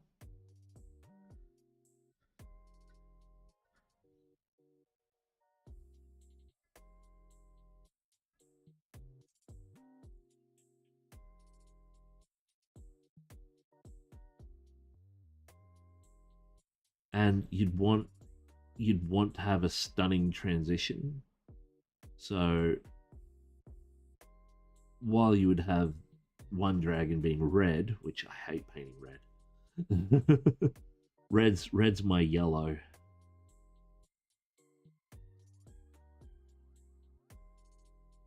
Um ah yeah, I automatically thought fire and ice too, but my next thought was take this with a grain of salt, but I'm gonna do it. I'm gonna do it. That's for saying green's not a creative color. um, but I was thinking like a black and white dragon, yin and yang, but pearlescent and prismatic and all of those styles of effects over the top of it.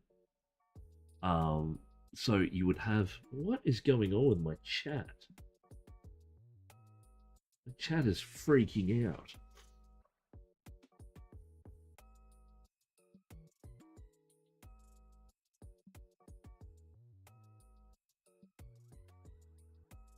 What is going on here?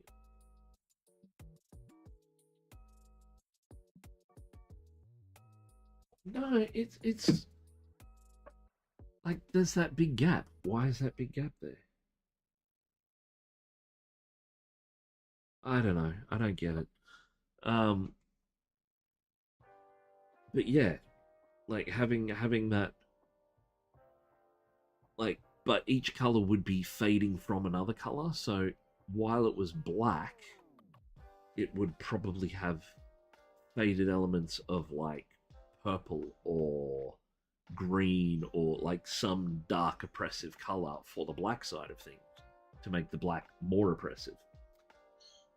Um, dramatic pause. And then for the white one, you would do sort of the same thing, but the opposite. So you would have a pastel highlight.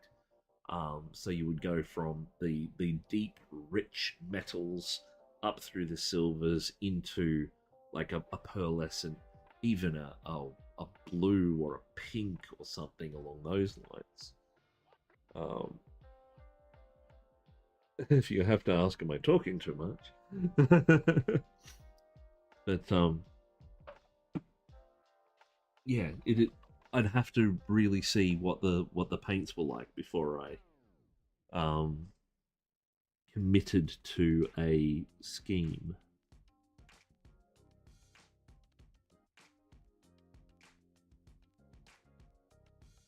So I'd probably get the paints.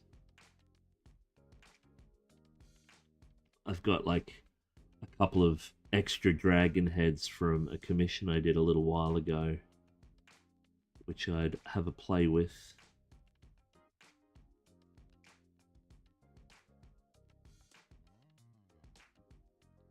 Big dragon in fire and ice looked awesome. They turn out amazing. Oh, good. I'm quietly hopeful that it's a good run of paint.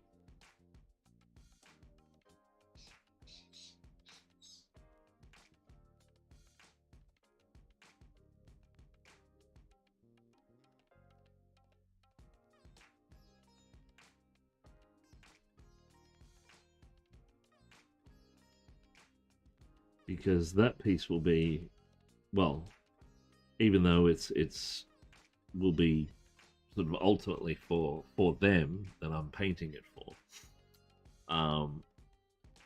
It will also be a competition piece for me. So.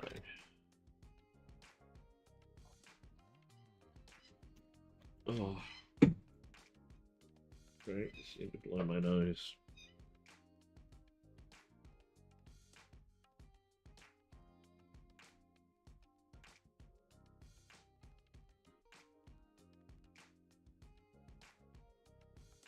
All right.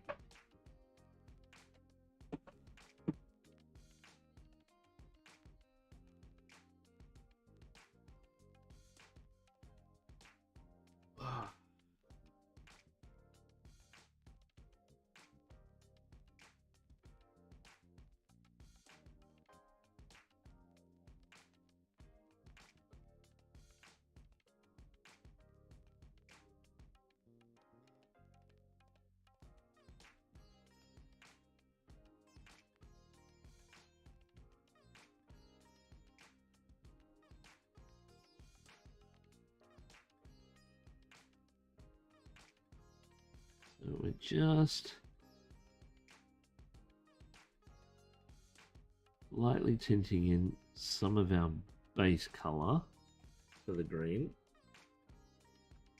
which softens the transition between our highlights.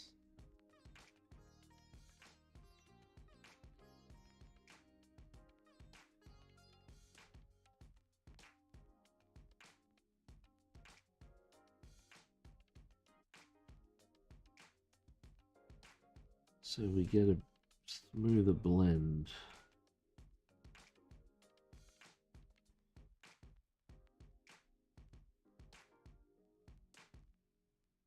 With more contrast. So that hand in the foreground you can see. And we've still got that color variance in the one in the background. We'll work on it next.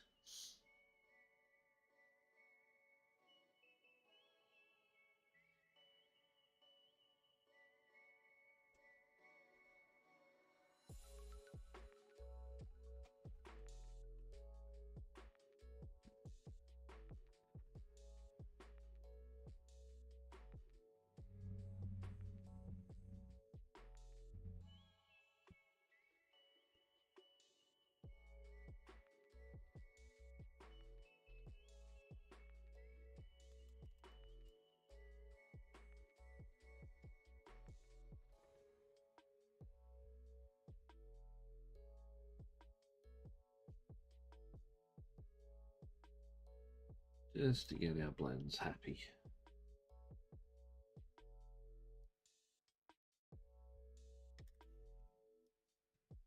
Now, I've been thinking about also doing a tutorial video. I've got the face one up on YouTube, but it only does a Caucasian face. And I wanted to show that it is the same process to do dark skin and light skin. It's just different paints, but same style. And that video of the Caucasian skin has been flagged for copyright because there was a problem with the music I was playing in the background. So I'm thinking about redoing a side-by-side video of a Caucasian and dark skin um, face and building that up from nothing. Um, is that something that people would enjoy and want to see? Is probably what I would like to know before going through, because it's going to be like a couple of days of filming, um, and then probably about a week's editing, so we can get sort of the comparative shots of how it all comes together. So it would take me about a week to get to a releasable state.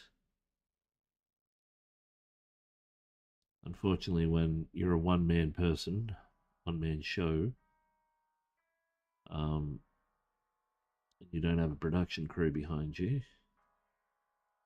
videos are quite a large chunk of time.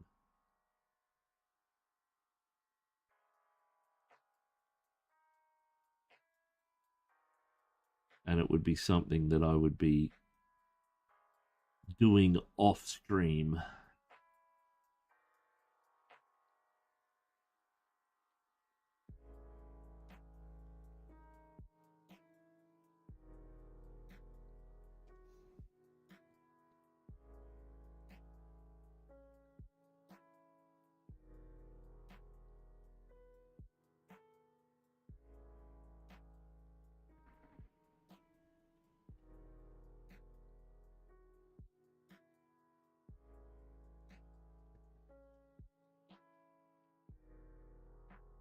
But if something that people are going to watch and sort of take on board, then I can help with videos. I because of my setup, I've got it all sort of there ready to go, and I've got a process and everything involved. But thank you very much for the offer.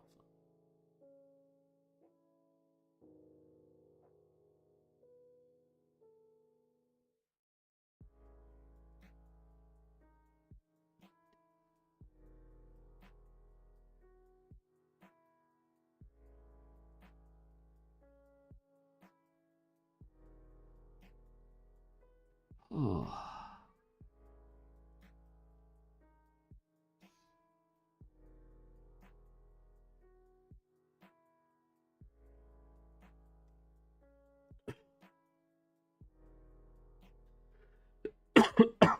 Oh, pardon me.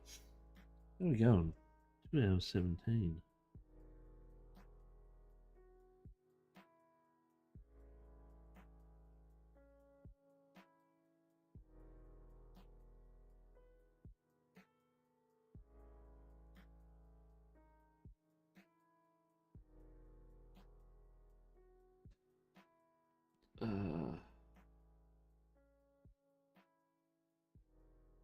Rephrase. I'd like to help with video production and productions like that. Well, that's welcome to the miniature painting community on Twitch. This is like a lot of us are like this. I'm not going to say everyone because there are some outliers. Obviously, there is in every situation. But yeah, we are here to help and build a sense of community. Because a lot of us, like speaking from my personal experience, um,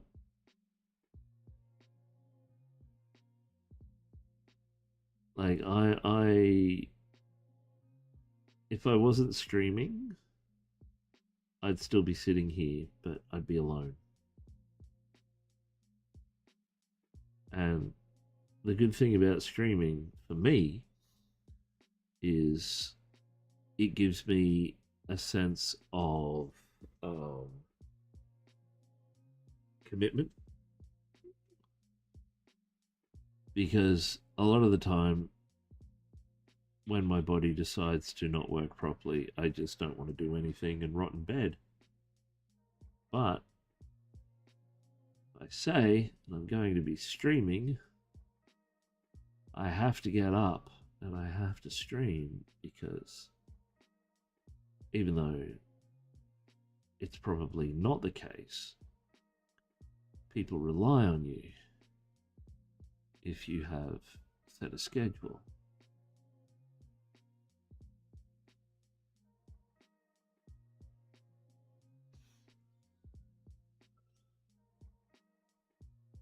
This is live, GP Mini. Live and screaming across YouTube and Twitch. Welcome, welcome, welcome.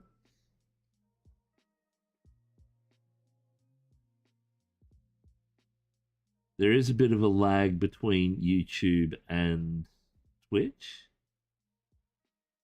But yes, we are live. Live and unstable, according to Twitch. According to my little production thingy here, saying what what our bandwidth is. But yeah, welcome.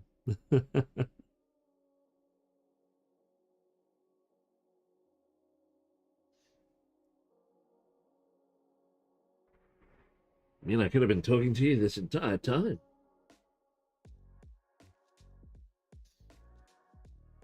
I used your code for the golden maple brushes. Hey, cool.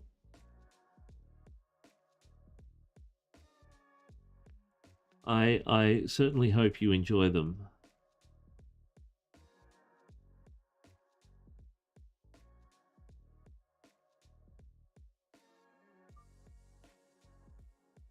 They are a nice brush.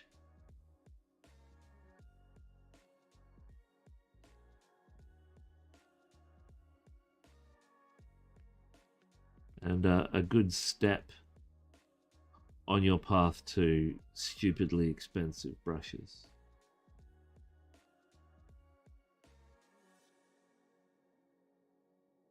But yes, I am live Monday, Tuesday, 6:30 to 9:30. I think it's 9:30. Yeah. I will also be live tomorrow. I'm not sure on the times that I have listed.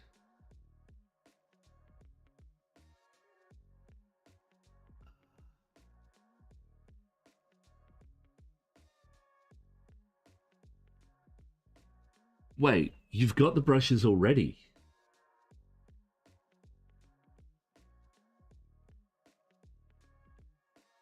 That was quick.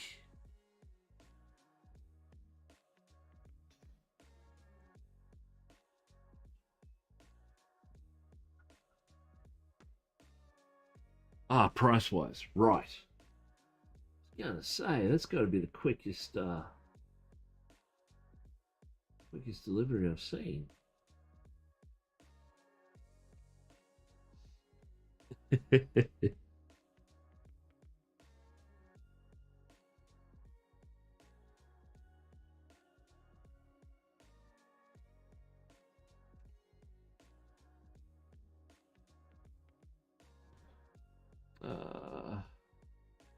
But they're coming soon. Right, right.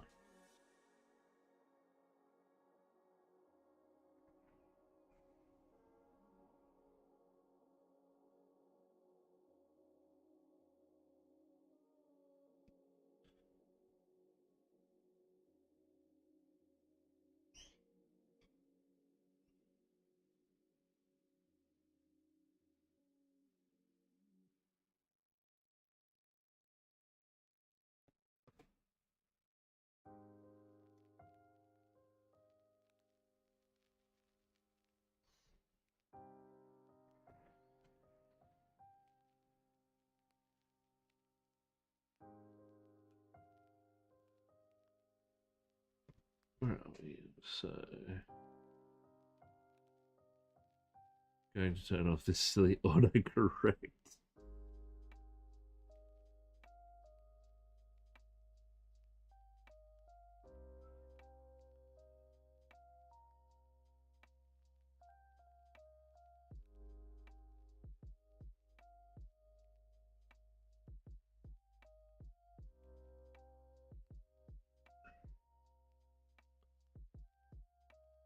Yeah, for the Ergo egg, how great if you're still here and Grandma Cal.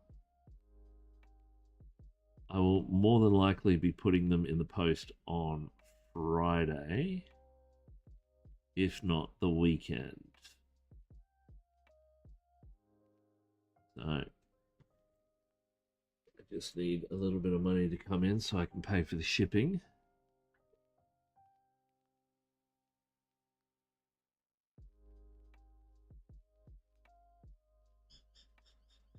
And then I'll get it sorted.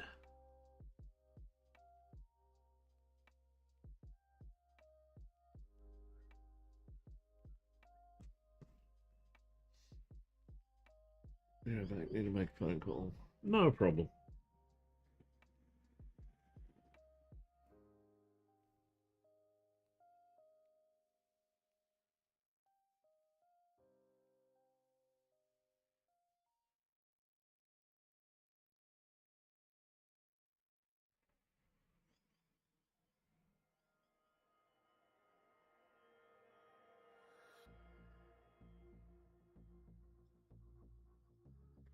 Yeah, so I'm not sure what time I'm on tomorrow as yet. But I'm also on Thursdays and Fridays in the evenings from 5 p.m. to 8 p.m. So this week I'm streaming every day. Normally don't stream Wednesdays, but it's my birthday. I do what I want.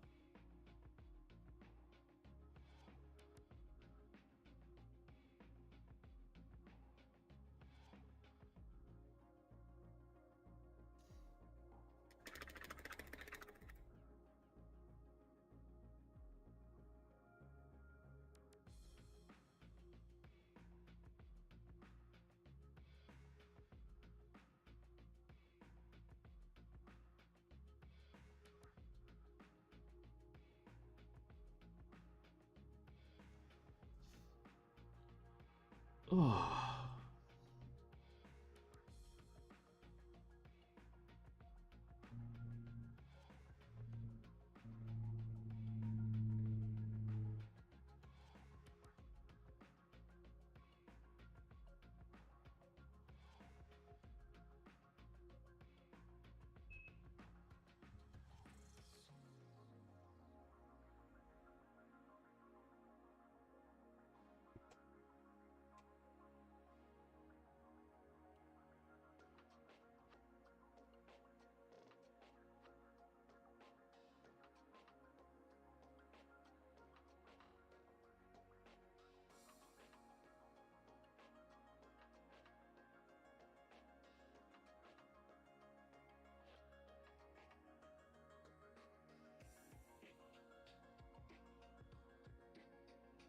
Seeing as my weekend plans are most likely dashed.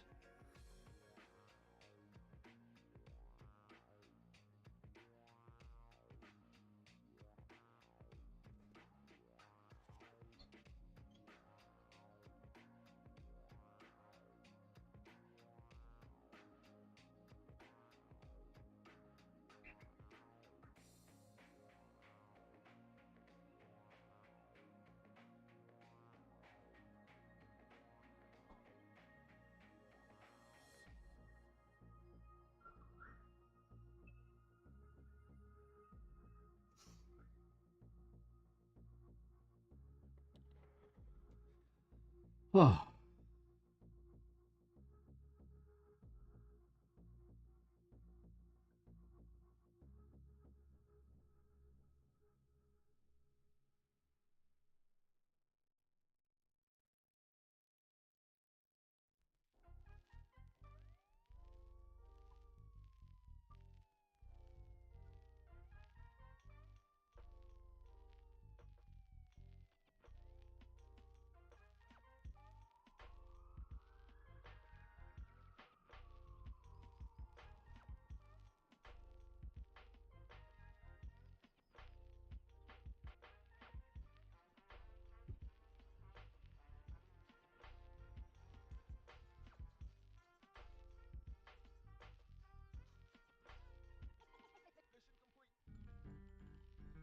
But yeah, I I do hope you enjoy the brushes, Gimli.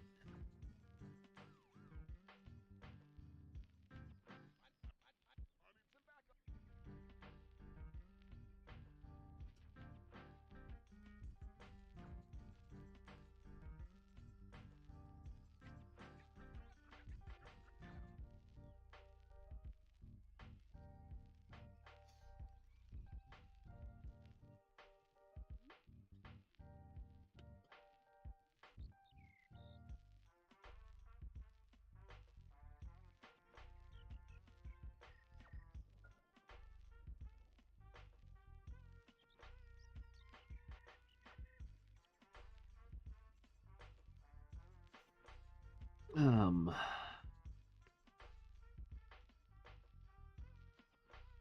so yeah, if anyone's around tomorrow and they want to stop by, drop in and say hello.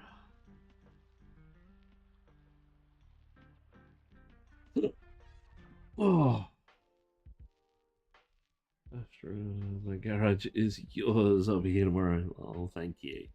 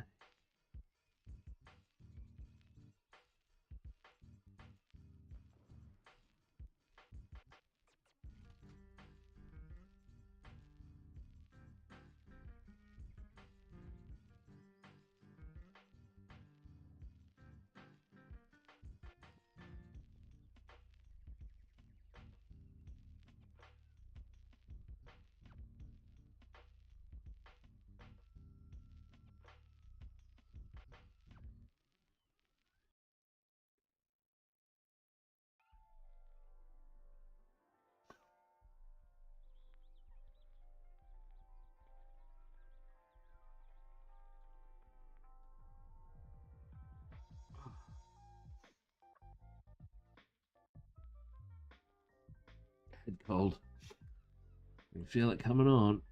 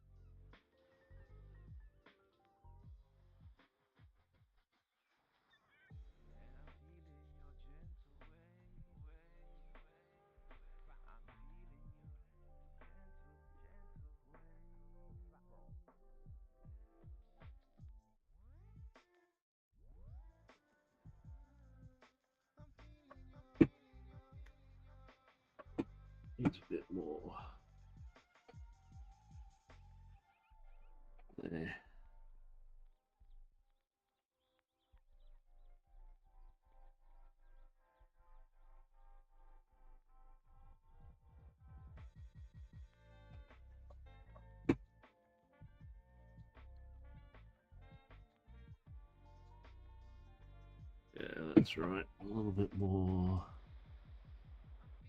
here.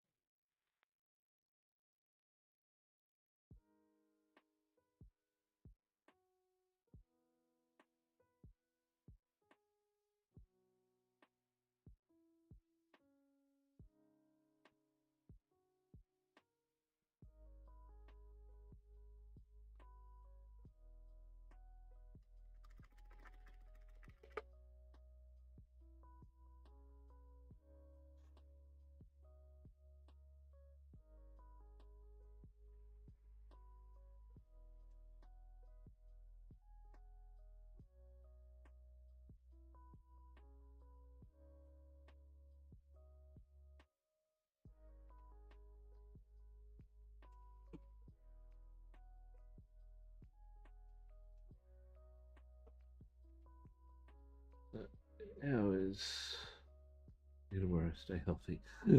I'll try.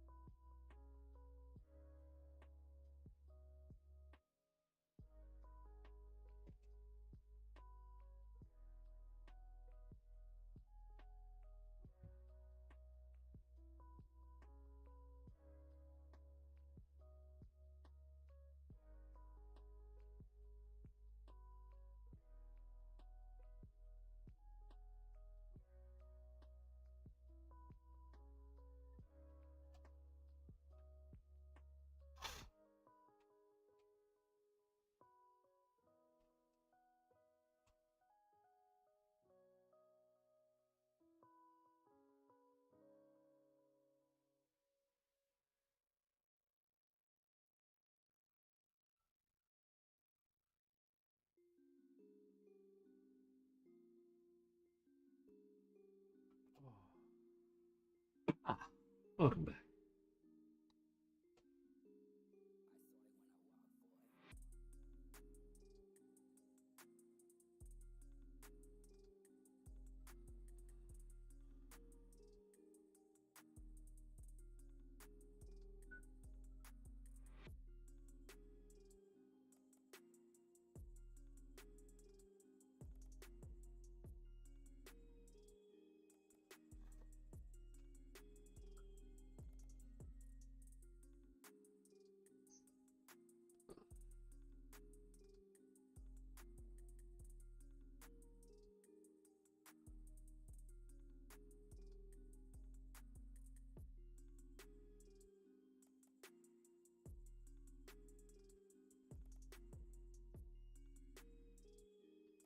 Alrighty.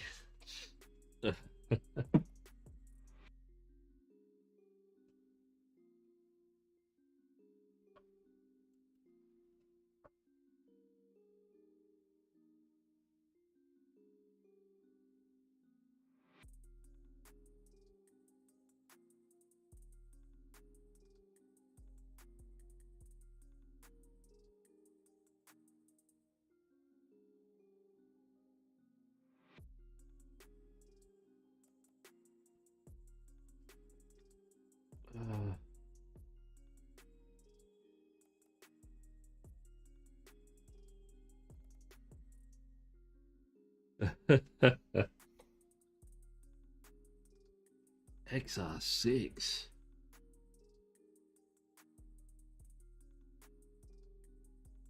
I am a bit of an elitist snob when it comes to cars. I had a Volkswagen and swore I'd never go back to anything else. Best car I've ever had.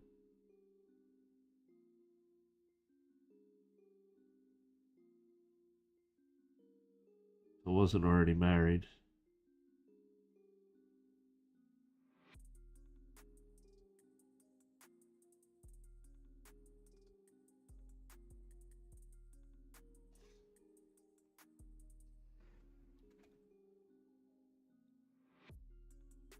Bullying?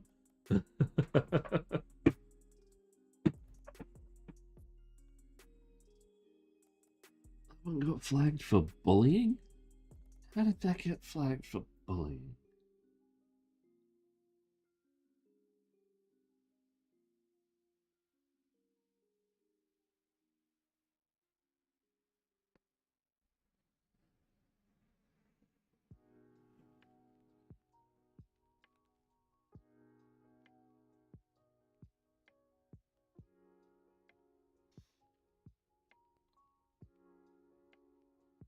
Your mod hates me.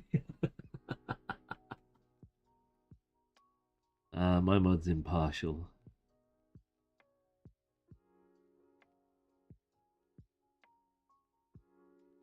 Auto mod. The Twitch built-in one, so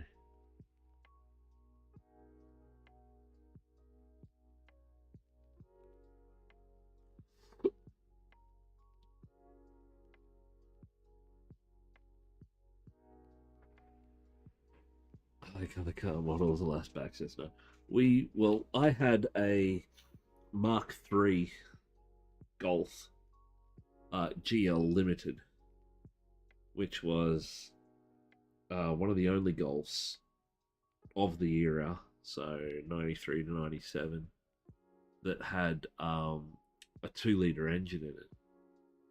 And it was a 5-speed manual, and it went like absolute hell for leather. It was what my wife dubbed at the time Edward Black. It was black, but it was shiny.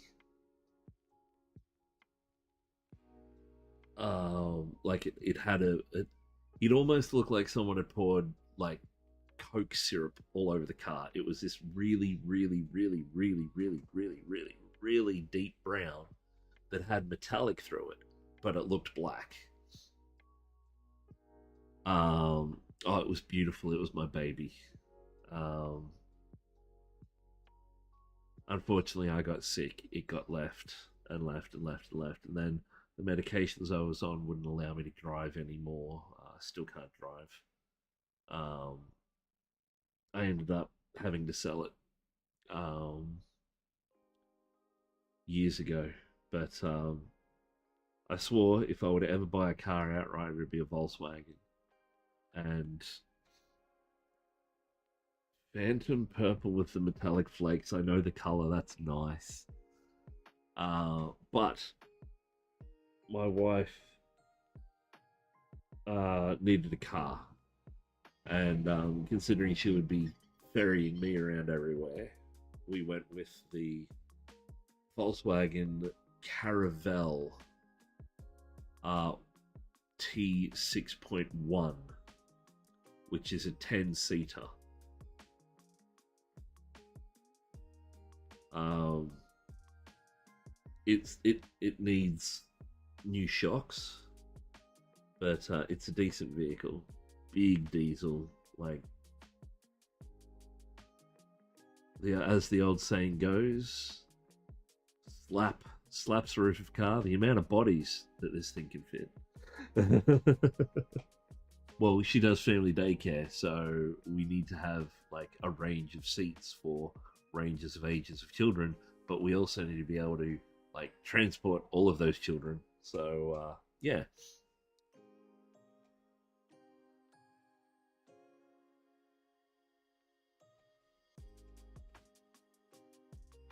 But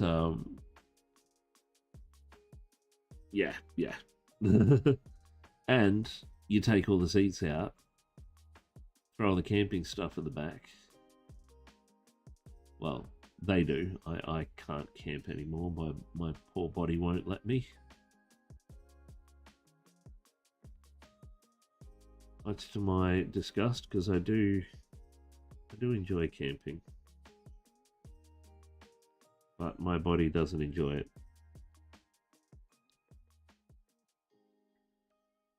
Like, it takes me a week to climatize to a new bed.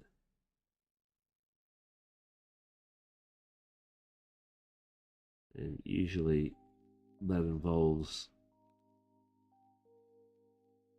very little movement and a severe amount of pain for that week.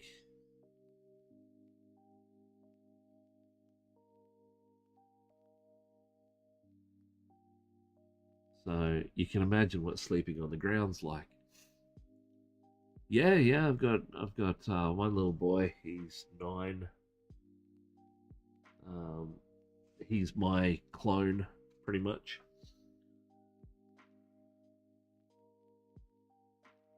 Oh, nice. I was I was a cub. I didn't go any further.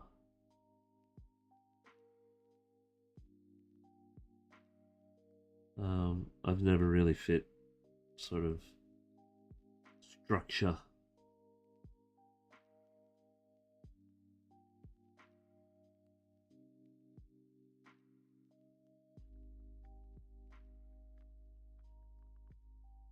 I don't conform.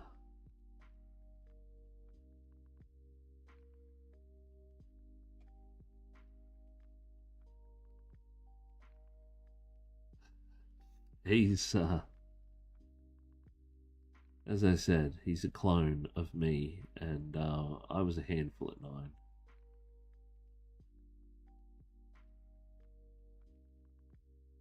He's been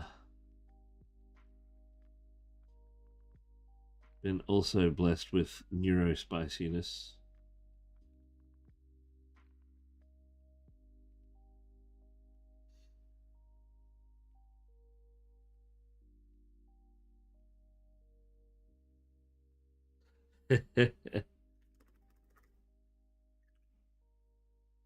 uh,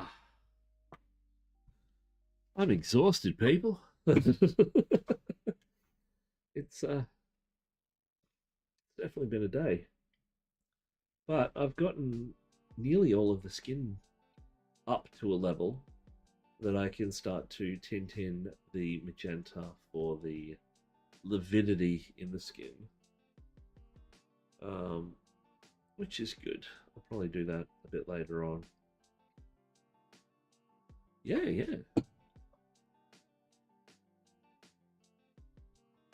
So make sure it's lined up.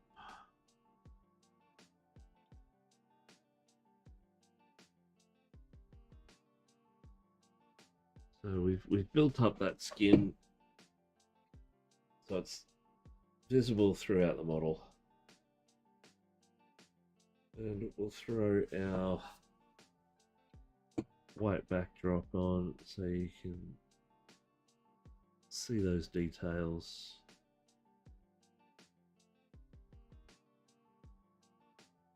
See the little light work that we've done, pushing that light, making our knight a bit more visible, which you'll be able to see here.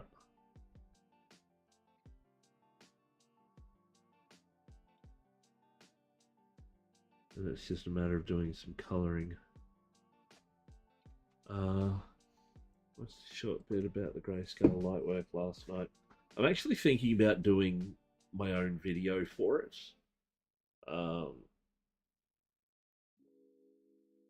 Yeah, it's something that a lot of people tend to forget when miniature painting. Um, we're concentrating on what the piece looks like. They do. That black I use for saturation. and the white I use for luminosity. And that's the reasoning behind that is because of the color chips in cameras.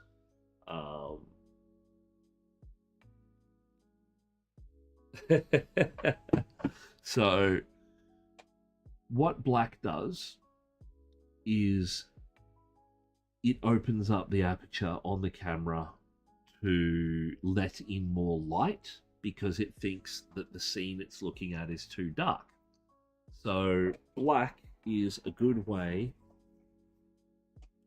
to tell how bright and poppy your colors are. So you'll see when I take that away, the background slowly fades away. And with the white, it actually closes the aperture to let less light in, but doing so, the areas where the light is balanced,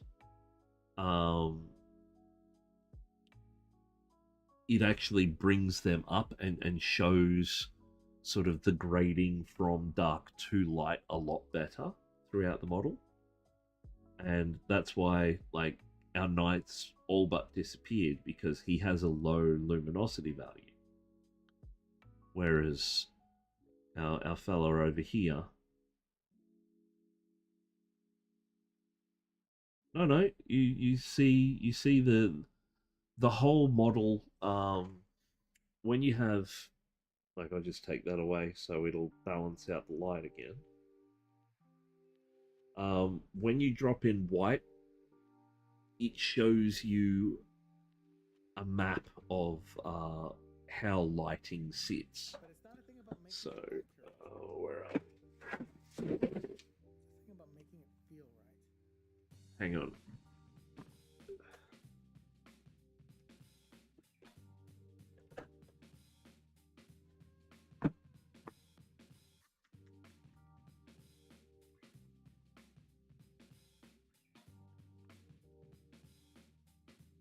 Where's my little pen?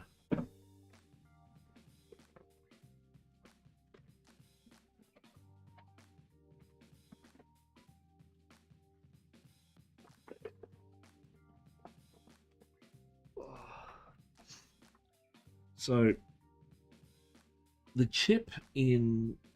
I'll do it over this way first. The chip in cameras, in digital cameras, is set in such a way that it determines how much light is coming into the picture, or the reader for the camera. In that setting, it then produces what's known as a histographic light map, which you've probably seen it in some cameras and bits and pieces, where it's got a picture and it's got all this.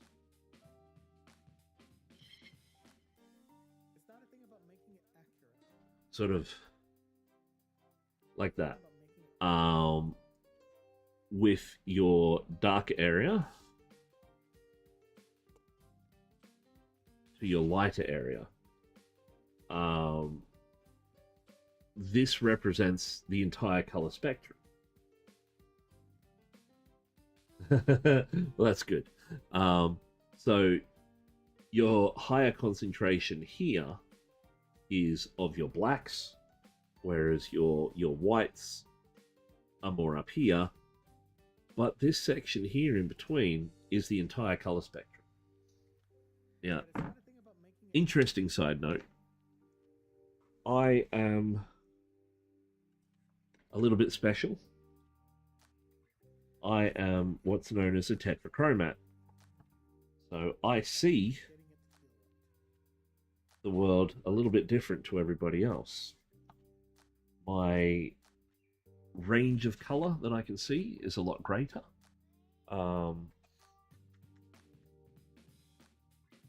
So a tetrachromat has... Where are we? Do it this way.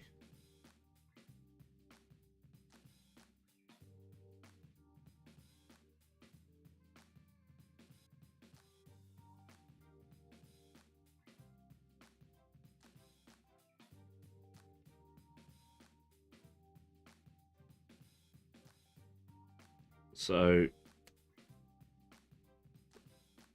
most of the world has 3 color cones in their eyes. They are trichromats. Um, you perceive the standard color amount. Everybody sees color differently.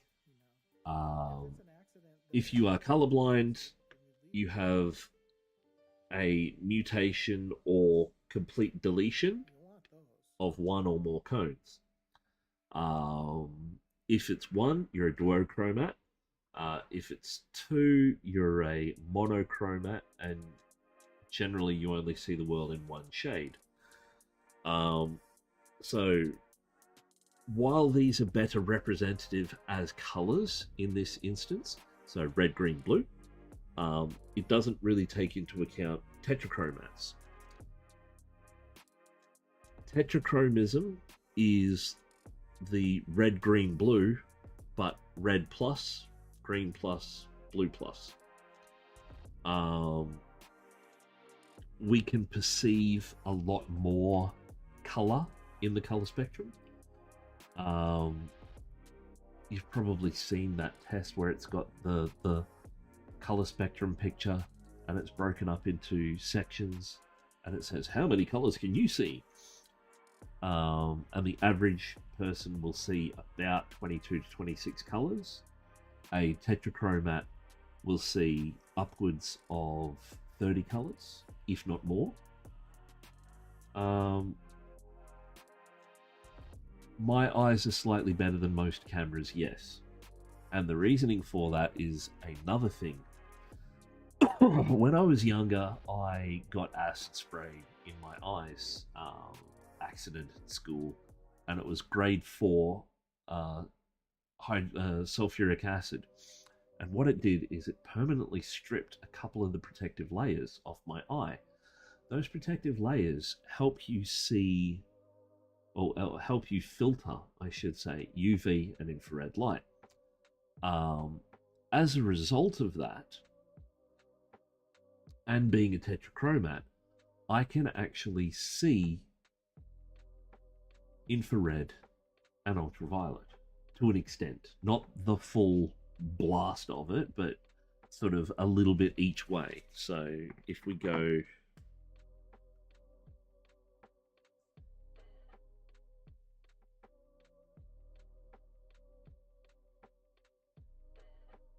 UV, infrared, so blue, red. Okay, so we do it this way. We've got UV moving into blue, and then blue, blues, greens, yellows, oranges, reds, and then infrared. Most people see these two, but I see sort of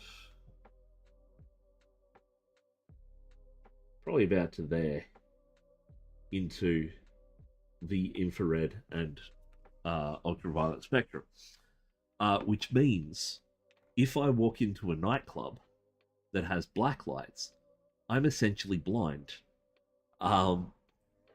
Not being able to see UV for everyone else means they walk into a nightclub, there's no light except that caught and refracted from objects like white shirts, fluoro yellow, crap like that. So I walk into a nightclub, everything's blue. Like, I can't see anything because there's this blue haze, but it's completely opaque. As soon as I walk into anywhere with UV light, that happens. For infrared, everything gets... It's like...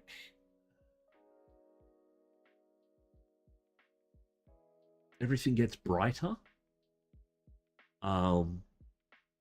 Like, it's like... So, if you've ever seen a gamma switch, and you've gone gamma off, gamma on, and it goes from really dark to washed out bright, that's what happens when I see infrared.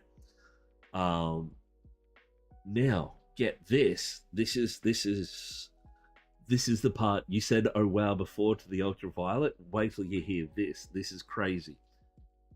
Infrared light and infrared radiation is everywhere, and I mean everywhere. That camera, this camera, this camera up here. I've got another camera over there. The camera on my phone, the camera on my laptop. All of those cameras emit a constant pulse, and it's usually a pretty quick pulse. It's usually of infrared light. So when I'm working by myself and I've got sort of nothing going, all of these cameras are off. You may have seen on certain things, if you have a light source, an LED light source, because it's got a polling rate, when certain LEDs move in front of certain cameras, you'll get a to the light. That's what I see nearly all, like predominantly all the time, because of infrared radiation. So the infrared side of things is annoying, but it helps me detect where cameras are. Like, and I know of one other person that has this thing. Tobey Maguire, the actor who played the first Spider-Man, the first film iteration of Spider-Man.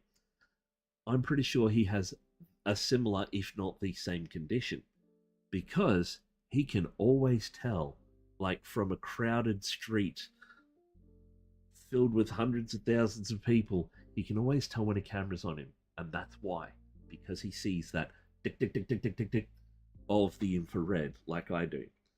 Street cameras, camera phones, like when you, one of the ways that, and being an Australian, you would know this, there's the mobile phone detection cameras that you've probably heard of, that they've got them on various bridges and various highways. When you pass under them, they take a photo of the inside of your car. What they're actually taking a photo of is the infrared.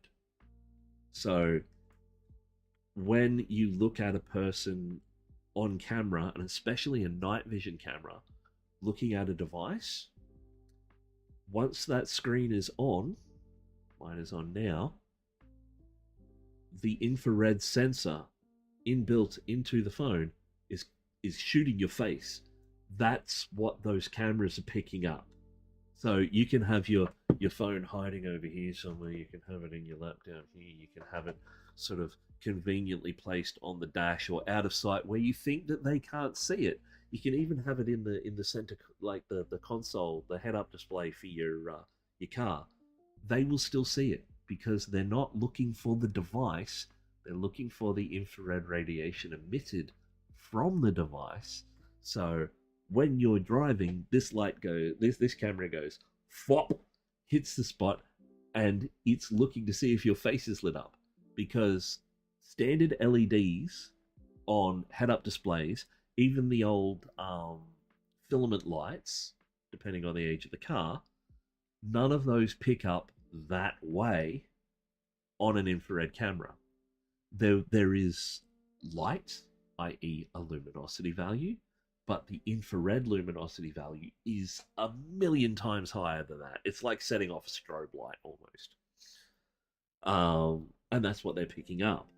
But I can tell where speed cameras are. I can tell where cameras are looking at stuff. I've got all the cameras here. In the cinema, when I'm watching a movie, even if someone's got the brightness turned all the way down on their camera, I can still friggin' see it because it's like a strobe light being shot at the roof. But in camera tech, it's the same thing. It's almost like we almost see the same thing in regards to how light goes across a model. I can turn that off because that's gone flat. When you put a black background on something you're enhancing the color and deepening the shadow and removing luminosity from the equation. It's using the contrast of the color from dark to a light tone. Once you get to a certain tone on the spectrum, it starts showing as white. And that's what the black picks up. When we do the white, we're overblowing our light source, so we're removing luminosity from the model, which, when you have a certain amount of luminosity, you start to get things like bloom, and you start to get things like sort of an overexposure look to things. In miniature painting, having that overexposure, we call contrast. Yes, it makes the colors stand out a lot more because it's forcing the camera to look at the luminosity values of the color instead of the color itself. The funny thing about it is it can be detrimental. So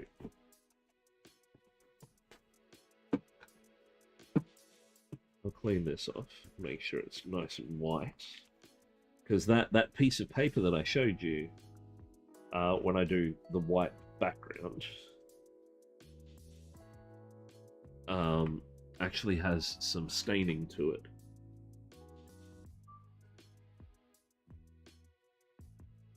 Yes. One of the problems with miniature painting, and it takes the longest time to get right, because we're like this when we're painting it, we get forest for the trees. So we don't see what it looks like at a distance. And that's the important part. That's the most important part in miniature painting. Because even though we're a foot away from it, it's still at distance. Because it's such a small model. So you need to force luminosity and color to your model to make it look anywhere decent at scale. So if we go, this is a brighter white now, so this will blow it right out. So you can see how that dropped down even further than before. So we've got those really deep shaded areas now. But it sort of works if you go with other colors as well, but it will actually confuse the color chip on the camera, and you'll get different shades of different things popping through that weren't necessarily there before.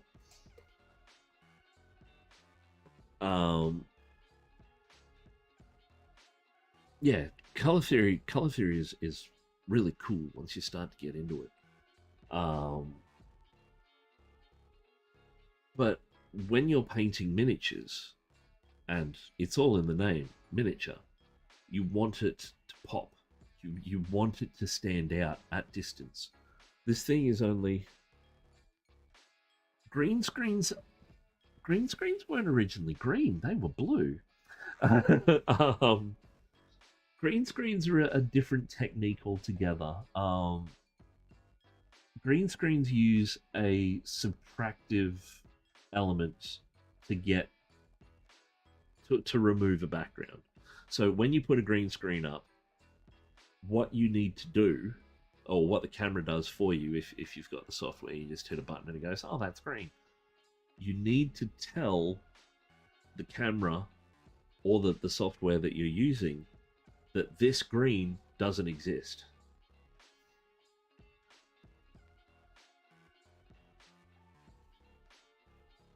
Now, the reasoning why they went from blue to green has to do with digital cameras. Previously, it was a manual element. So you would have a shade of green, and it's usually sort of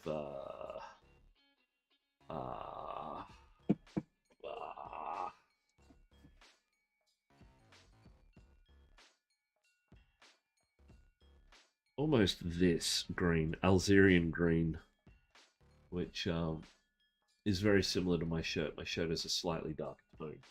Um, Reasoning for that is because it's two colors. It's yellow and blue, so it takes up more space on the color spectrum, so you have more of a chance to get that color right. Whereas with blue, it was a specific blue, and that blue was usually sort of an azure, um, lapis blue. Summer grass green. Oh, there we go. Yeah, so when it was blue, the problem was a lot of the lighting that we used back in the day was solenoid lighting, which had a tint of yellow to it. So that yellow messed with the blue, made it green, which is then why in the early days of sort of composite photography and composite videoing, where they used a green screen, perfect example is Max Headroom. He had this light halo around him everywhere. So on where the blue was, um, didn't bleed in with the clothes he was wearing. That's why he. Thank you. Well, this is all in here. That's why in certain sort of angles and bits and pieces, because they used a lot of plastic and latex in his design, you would get these spots where his shoulders would disappear. And that was because the yellow lights were reflecting off the blue background, putting a slight blue tint and green tint on his shoulders. The sensor was getting confused, or the composite set was getting confused because it was told to edit out this particular blue. That particular blue appears, it makes a hole in his shoulder. It only happens very briefly here and there, because they that was around the time that they started transitioning to green, because green is green's a very autistic color. So is purple, um, and it's more so for this reason than anything else. Yet people don't realize it. Um, Blue is the darker end of the scale, where green is more towards the middle. Then we go into our yellows, which then lead off into reds, and sort of autistic people, red's a very domineering color. Um, but because the way our color systems and everything is set up, greens are almost the dead center of how we view color.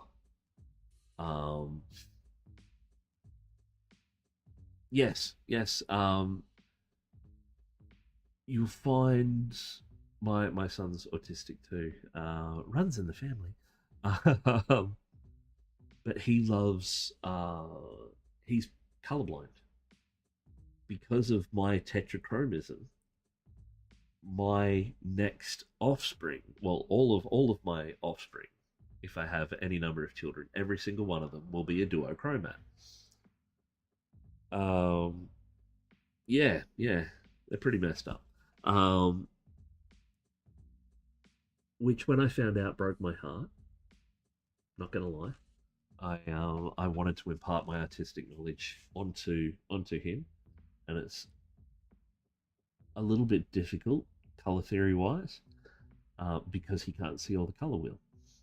Um, his way that he views color is quite muted, um, to the point where he will confuse a warm reddish tone of purple, i.e., royal purple, lilac, sort of getting into your magentas, with the equal luminosity value of greens and blue greens. So teals, um, emeralds, jades, anything with an element of yellow attached to it, because there is that yellow in those reds and purples, just ever so slightly.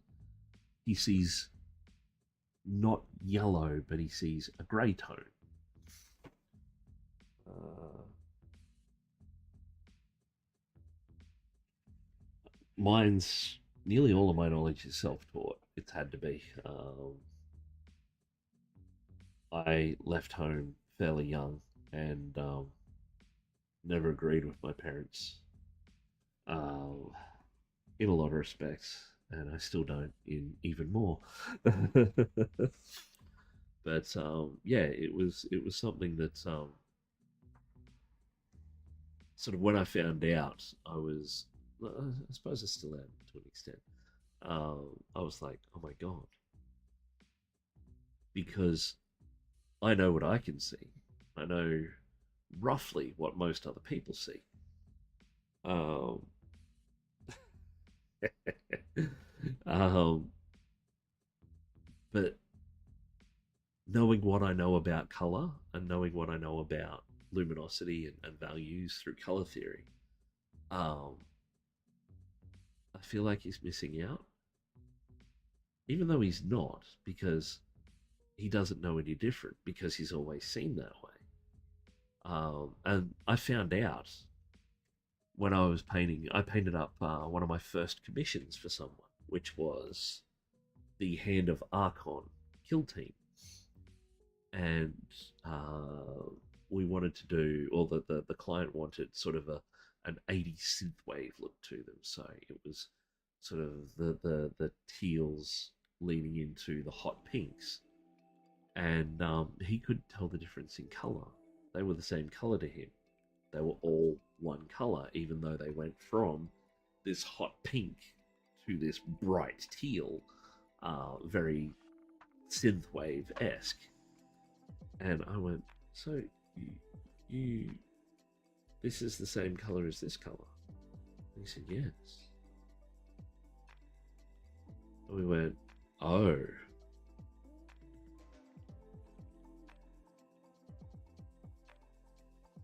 Yes. Like, one of the things that I tell people, and Brathnoth hinted at it yesterday when you appeared on stream, this is great. This will be your Bible when starting your miniature painting journey or anything to do with color theory. But you'll get to a point where you don't need this anymore. Because, not because you will know, but because you will know enough to break it. And the best thing about color theory is it was designed to be broken.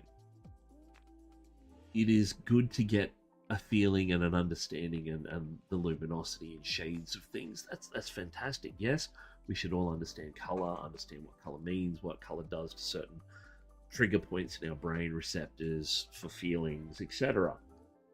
But when you get to the point where you can manipulate that without using those colors, then you've got something.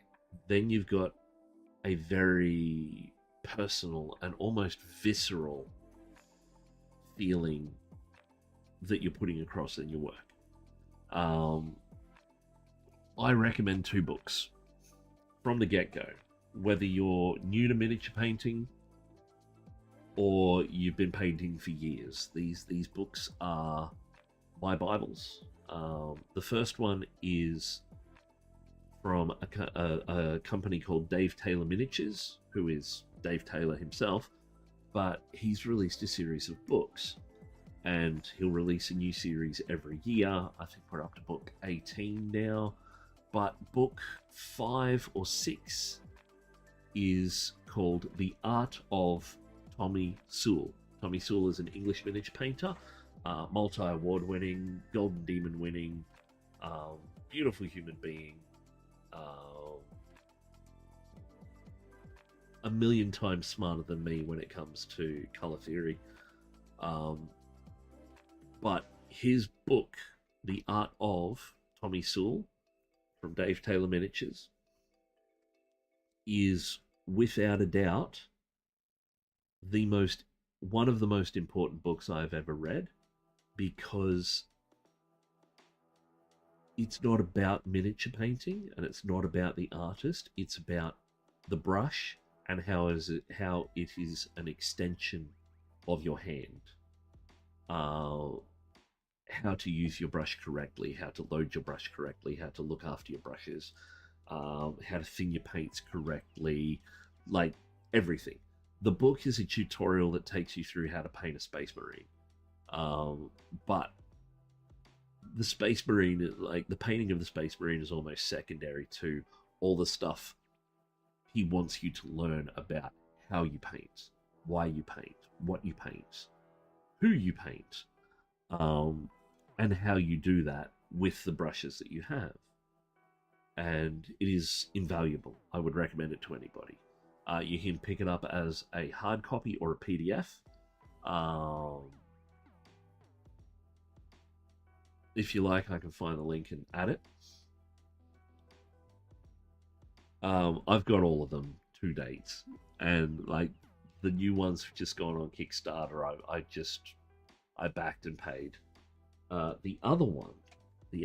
Now, this is more important from what we're talking about: color theory, luminosity. See, I'll get there.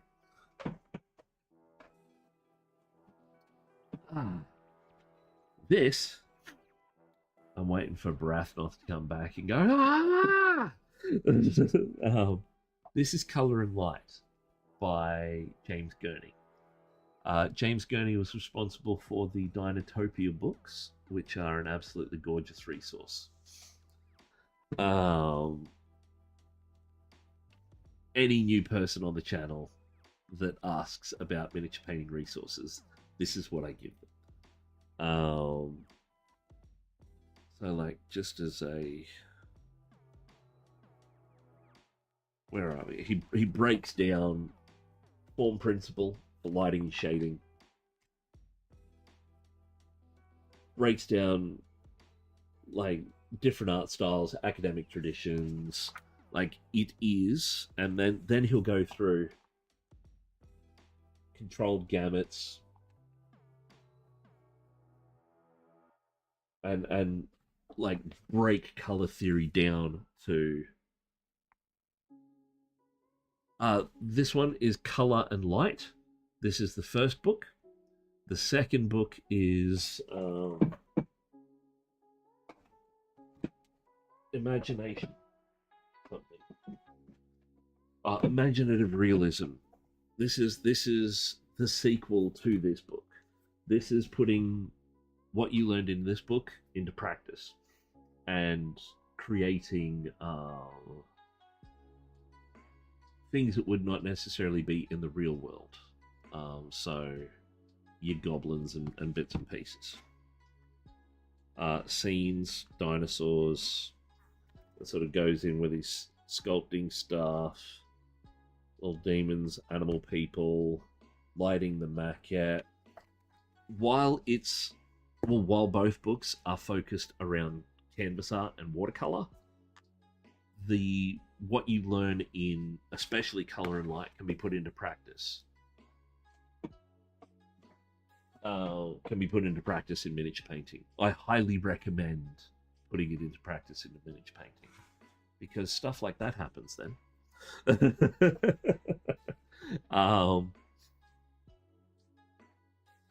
I just realized that I'm at 3.5 hours. But yeah, it's all about, when it comes to miniature painting, it's all about making that impression.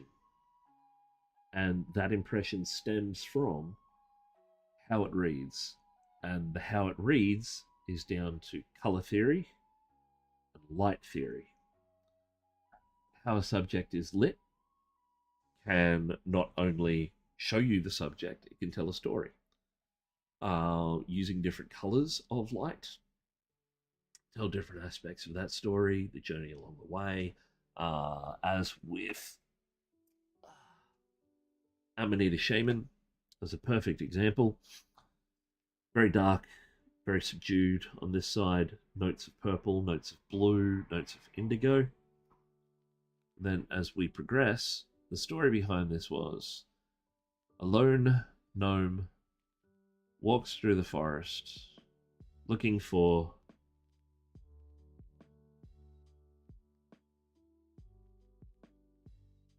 so far I've 1 out of 4 of them for knowledge. Well, it'll happen. It comes. Um, and you get to the point where you'll notice it in day-to-day life as well, in advertising, in movies, in cinematography, and you'll start to pick up more, and it'll snowball. Um, but our gnome walking through the forest, getting a mushroom, and just as the sun breaks over the horizon, the first light of dawn catches his attention. He turns to see the sunrise through the trees. And that's done with hints of yellow and orange, which then also follow through onto the back of the model, along with those tones of blue and purple again.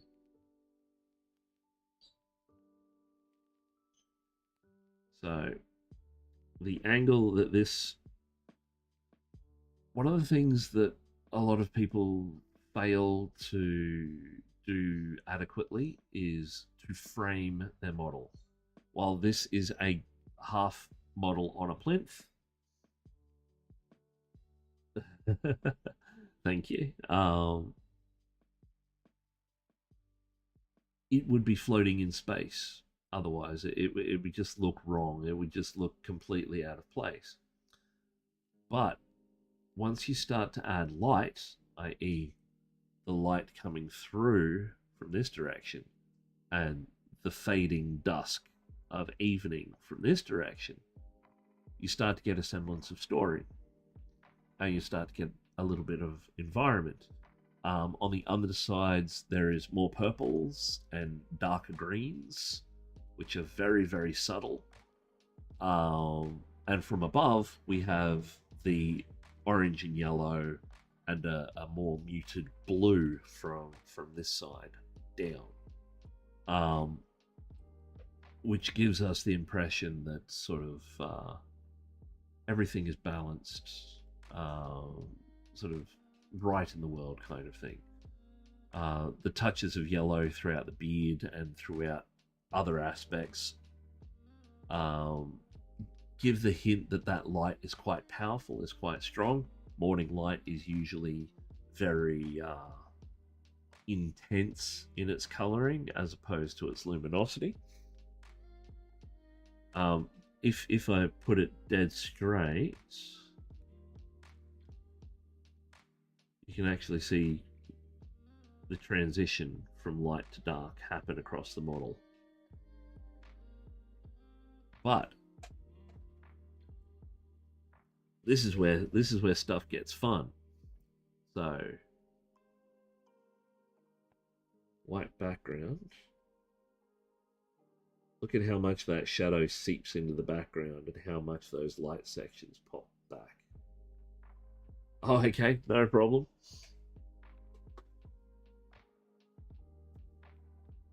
And then because I'm doing a VOD,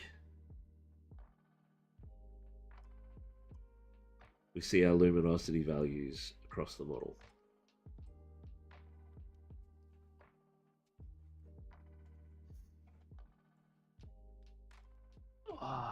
Let's have another wee bit of a look at this,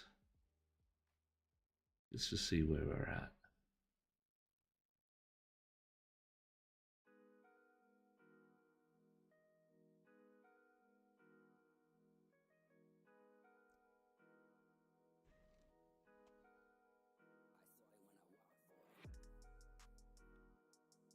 Oh.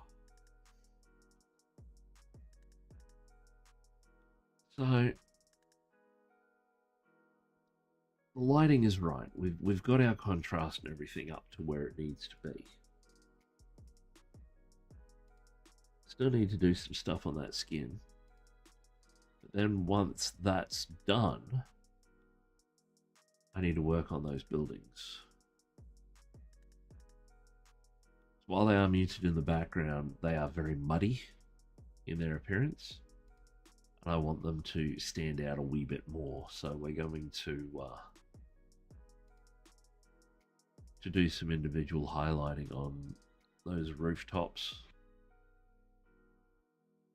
and our lit or light facing surfaces. Might even go through and add some more shading down low in certain regions.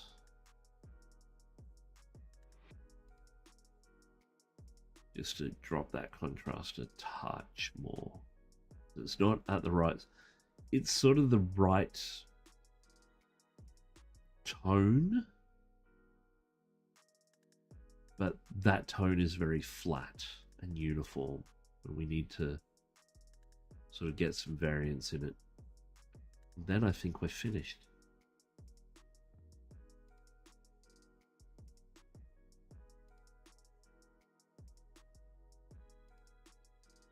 Well, finished for the next set of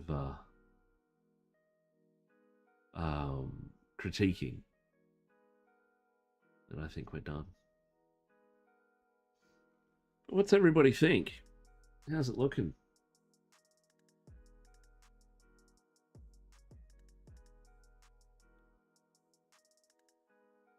I am so far pretty happy with it.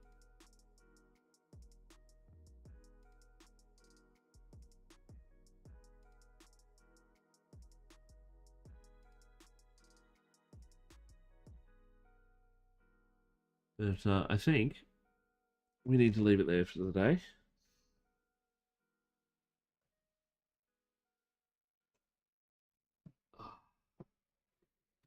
So I have some stuff that I need to get done, as well as this. This needs to get done, but I've still got a bit of time. On the other ones, I don't have so much. So, thank you all very much for hanging out with me again today. I'm Justin. This is Critical Paint Studios. And at this stage, we'll be back on tomorrow, my birthday. I hope some of you, if not all of you, would like to attend that. Seems like it might be the only party I'm having at this stage, seeing as nobody else is able to do plans.